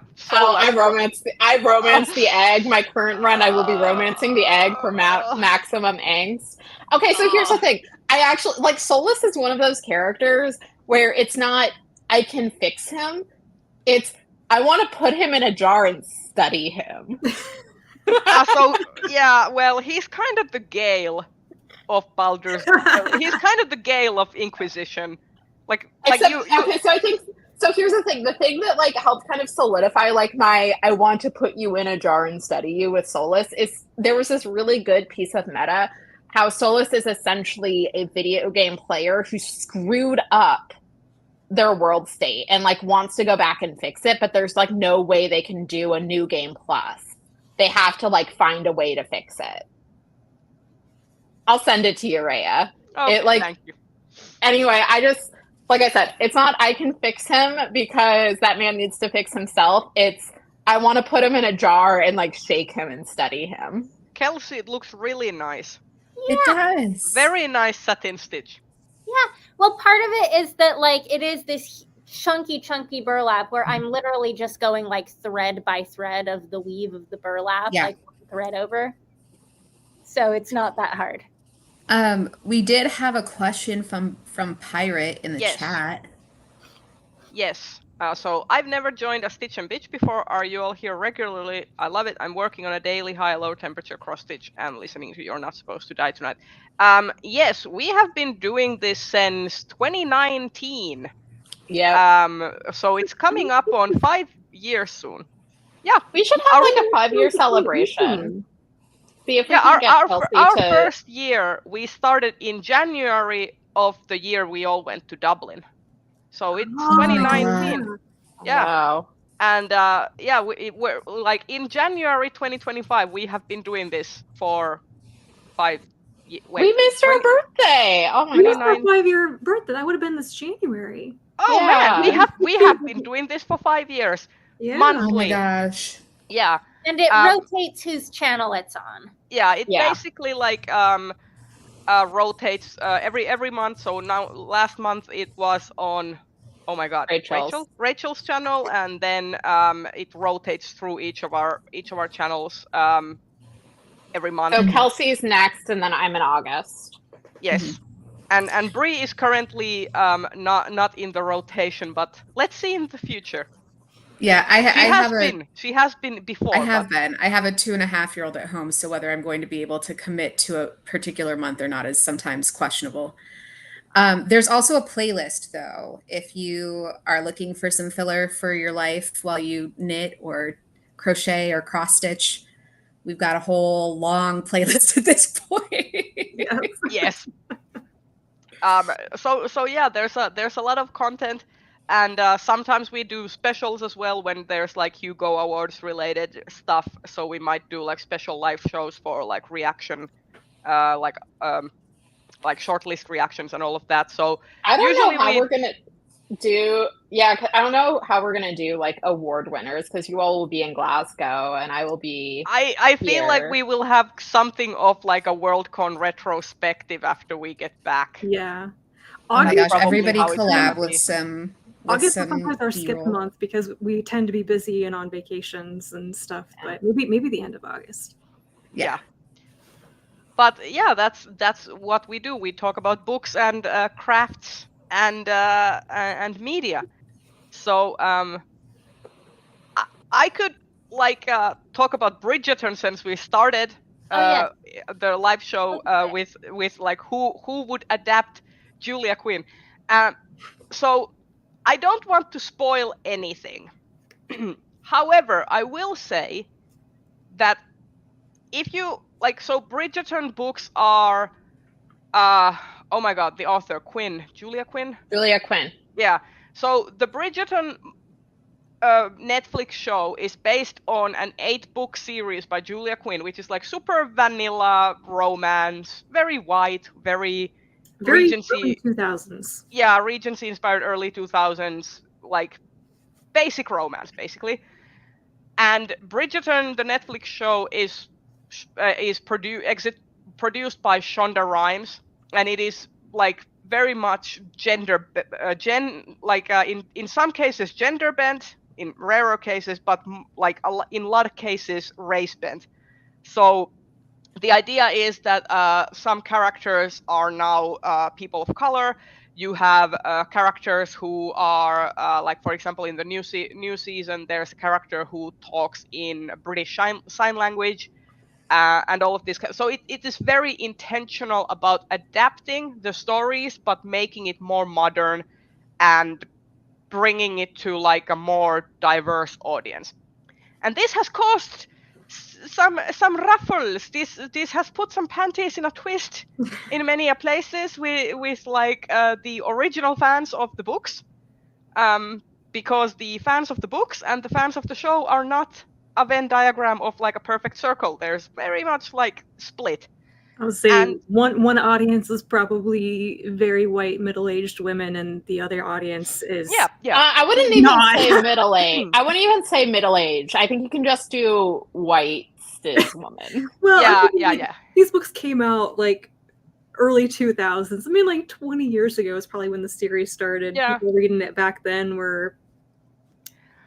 But yeah. I will say, because like I finished watching the 3rd season, and so one of the main cast was basically confirmed as bisexual on screen, very explicitly so. And I happened to end up with a lady though. I mean, okay. Here's the thing. I mean, I want that, but in the original book that this character has, they do end up with an opposite sex partner. However, the thing that they're doing with another main character is that they are completely queering her romance, and basically because the romantic love interest for her was introduced, and the love interest has been gender bent, and they're basically going to be dealing with comp het with that character in her storyline, because she marries a man in this season. But if you have read the books, the that kind of ends in tragedy and stuff like that, and she gets like her book is actually about being with someone else. And in this case, it's gonna be a woman, so it's gonna be a sapphic romance. That's been confirmed, basically. And I got into the kind of queer-phobic side of the Bridgerton Instagram, and it was not a rabbit hole that I wanted to go in on, but I accidentally did, and I was like, oh man, people are so mad about fictional characters. Well, and so what's funny is like, I've seen some of it on Twitter, and they're like, I can't believe they got rid of my favorite romance. Michael was so perfect. And then someone like posted screenshots of the book, and it's like, this your man, and it's basically talking about him trying to baby trap Francesca. And then they're like, yeah, and someone quoting that, and it's like, yeah, that's not even going into the fact that he was off colonizing India for 4 years. Yeah, I mean, it's like, yeah. But this is what we mean when we like talk about adaptation, that because the original books are so simplistic and so vanilla, it makes for a very interesting choice to adapt them, because like you can take so many liberties Yeah. with the Well, source and one thing I material. wish they had changed in the first season is what happens with Daphne and Simon, because I think with the race flipping of making Simon a black man, it adds like an some uncomfortable. grossness. Like the scene was already gross, but it adds Yeah. like another layer of a white woman raping It's a black an man. assault. Like It's an assault. And the series never really acknowledges it because it takes full on like the whole idea that Daphne is the victim in that situation, even though she basically took agency and consent away from Simon in that scene. So you can't really like, and they try to both sides it, that she was in the right because like he wasn't like fully honest with her, which is like, okay, sure, but like two wrongs don't make a right, you know. It's like very bad, and it gives like a very like, especially given the like and even in the context of the Bridgerton Netflix series, the racial element is very like, it's not just race bent in terms of like giving diversity. No, the context of the world is that the world was previously like our world, and this is like maybe second or third generation removed from before it was shitty and slavery and all of this stuff. India is still colonized in this world, so it's yeah. Anyway, Bridgerton, fun times ahead. It like all of the queer phobes are in full force making Twitter and Threads commentary and disappointed reels like, not my Bridgerton. And let's not even go into the fact how many people were like fat shaming Nicola Coughlan. I will say, like, her response about women like having perfect tits is accurate. Like, yes, she does have perfect tits. Yeah, she. Yes. Anyway, not great. The like behind the scenes commentary, not the best. It's been quite bad. Anyone else have anything other about media? Rachel, you said you watched Suzume.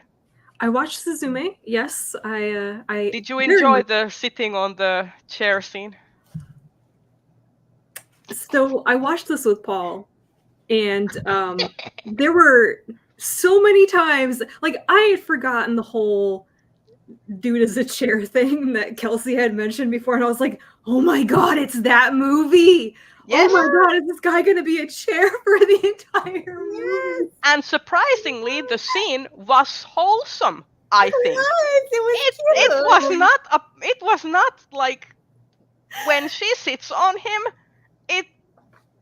it's not that bad. Yeah. It could have been way worse. So Paul and I are both watching this on Netflix together, and we're both basically like yelling at the screen, like, oh my god, he's a chair. Oh my god, that, like, please tell me these two are not endgame. She is too young. How can he still be a chair at this point? Anyway, it was great. We really enjoyed it. Yeah, the age gap is kind of like, because she's, if I remember correctly, is she a senior in high school? So she's like 17, 18, or 18, 19. Uh-huh. And he's 22.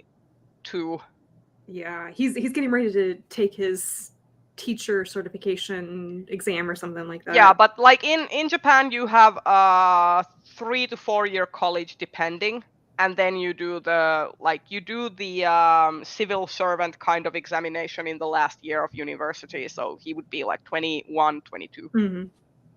Because the assumption is that he entered university when he was 18. Yeah. I really liked that it like leaned into the comedy of the chair bit. Yeah. Yeah.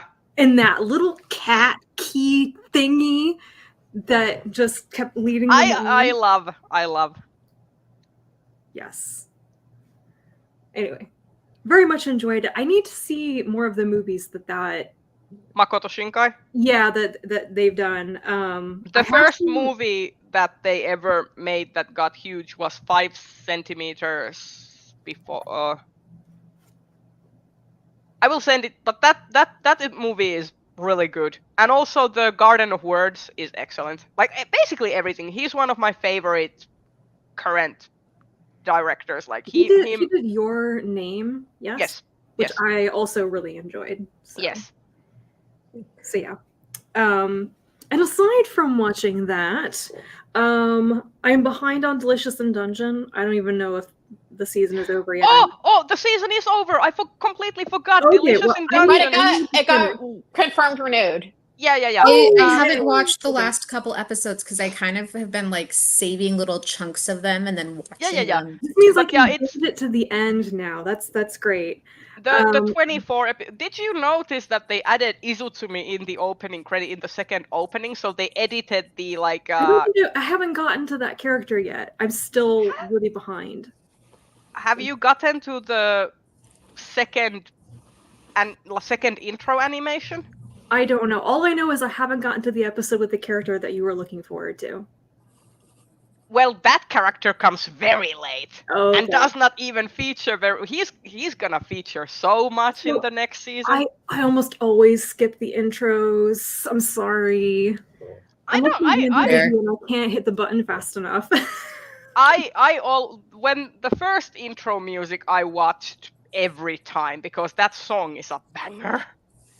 But the second intro I watched like a couple of times. I watched it once when it first like changed to the new intro, and then I watched the last, and then I noticed that they changed the intro animation to include a few characters, which is always what I love. I loved the Jujutsu Kaisen first season first intro because they changed the opening intro every episode to include new details because they did not want to spoil anything in the intro. And then when those things were revealed in previous episodes, then the next episode's intro would have more details. And I love that. So the reason why I haven't finished with this season of Delicious in Dungeon is because I started watching Joy of Life season 2. I think I just started episode 14. Oh my gosh, and I have not started watching it yet. I'm terrible. I had reservations in like the first 4 episodes because it starts off in a really different vibe, I think. But about episode 8, it really kicks into gear and I'm super enjoying it. I still don't think it's not the same as the first season, but it's still really good. My aunt finished watching the whole season and she really liked it. Yeah, I'm enjoying. But I'm just like, I might not let myself watch it until I'm done with Hugo reading because I need to do more Hugo reading. I can't watch things between now and Hugo voting. It's just, I can't if I'm going to read the You books. will get sucked in. I mean, that's basically been my evenings So yeah, that's gonna be my media entertainment for a while. I forgot how many episodes there are, but I think like the first 20 are at least available for free viewing on Viki. So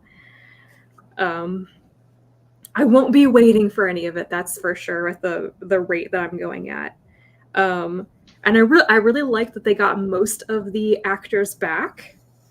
And some of the writing is definitely like incorporating the fans' commentary and feedback and stuff, which I think is really funny.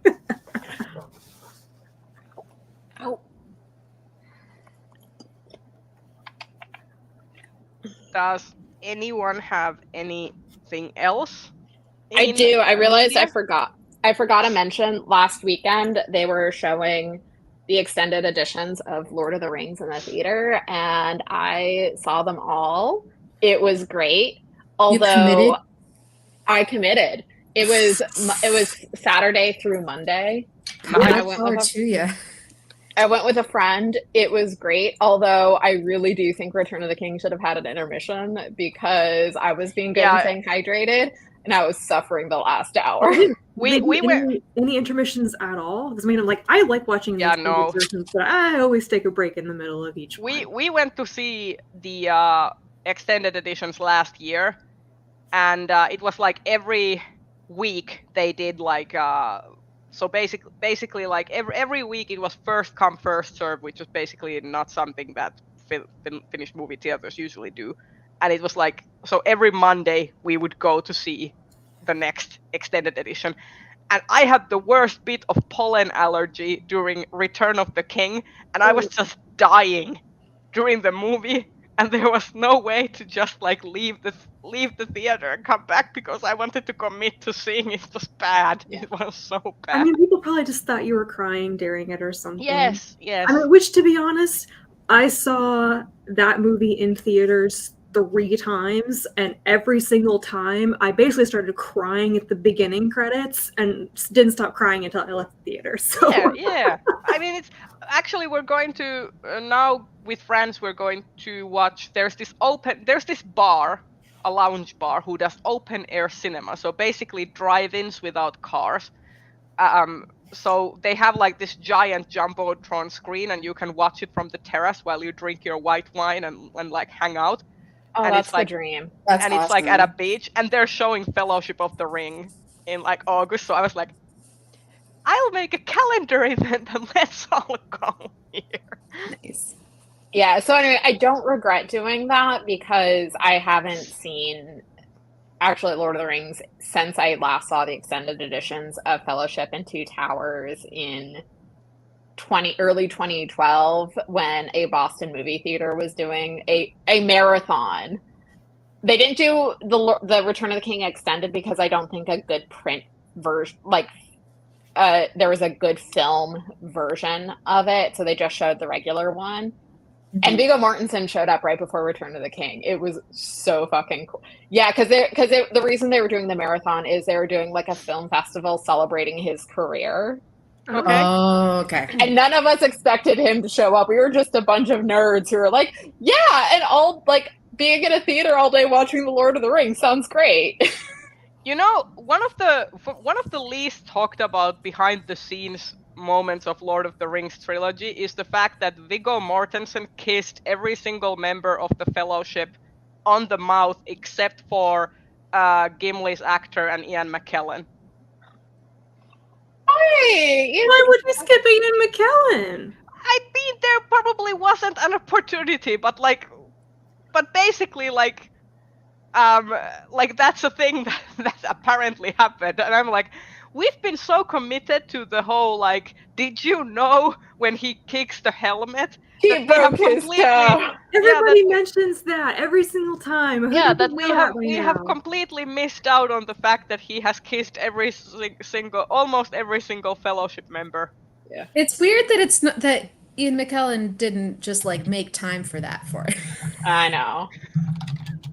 All right. I am actually getting really hungry, and I also need to call my dad for Father's Day, so we should probably wrap. Oh, shoot, is it Father's Sounds Day? good. I'm also starved. Yeah, it is Father's Yeah. Day. Yeah, it is Father's Day. Okay. Oh, okay. You have a happy Father's Day. Ours is in November. Before we go, I just want to mention one milestone that I had in Hades 2. I finally beat Grandpa. I have finally beat Kronos for the first time. It was hard. It was bad. Like, the man gives no breaks. Like, this makes it like his boss fight makes Hades seem like a pat on the head and like Grandpa gives no fucks. He was ready to like sweep the floor with me. Hades was basically wanting to teach you a lesson and like being like, hey guy, like, I'm your father and I don't approve of the stuff you do. Grandpa is out for blood. It was not great. I'm traumatized. Wait, isn't Kronos the mythological figure who just ate all his babies because he didn't Yeah. want to be upstaged? Yeah. See? Terrible grandpa. Yeah, he is a terrible grandpa, and the point is basically that he was cast in the pits of Tartarus, like Zeus and co basically dismembered him. He was cast in the pits of Tartarus, which is in the underworld, and in this timeline he has kind of like slowly regenerated and taken over the underworld, and you as the daughter of Hades have to basically save underworld and save Hades and save Persephone and save your Wait, brother. main character of this one is a woman? Yeah. Oh, okay. You are the daughter of Hades, Melinoe. Ah. and Hecate is your like mentor and all of that. It's very much about witchcraft and all of that stuff. It's great. Odysseus plays a huge role in this, and they are fully leaning into his fuckboy energy, which is a very Often refreshing. overlooked. Sorry, his fuckboy energy is often overlooked. Yes, because like so here's the thing. Because he's dealing with Achilles and Agamemnon. Yeah. He basically I've been listening to Epic the Musical, which the Thunderbringer saga comes out on 4th of July, and I'm really excited for it. So we get to hear Zeus and have a full song in that, and it's gonna be great. Anyway, but in that musical, Odysseus is definitely portrayed as more heroic and as a loving father and husband and like trying desperately to get to his wife. And in Hades too, he's like, yeah, I totally cheated with all of the goddesses and witches. Like that's definitely a thing that happened. Like Penelope was not happy.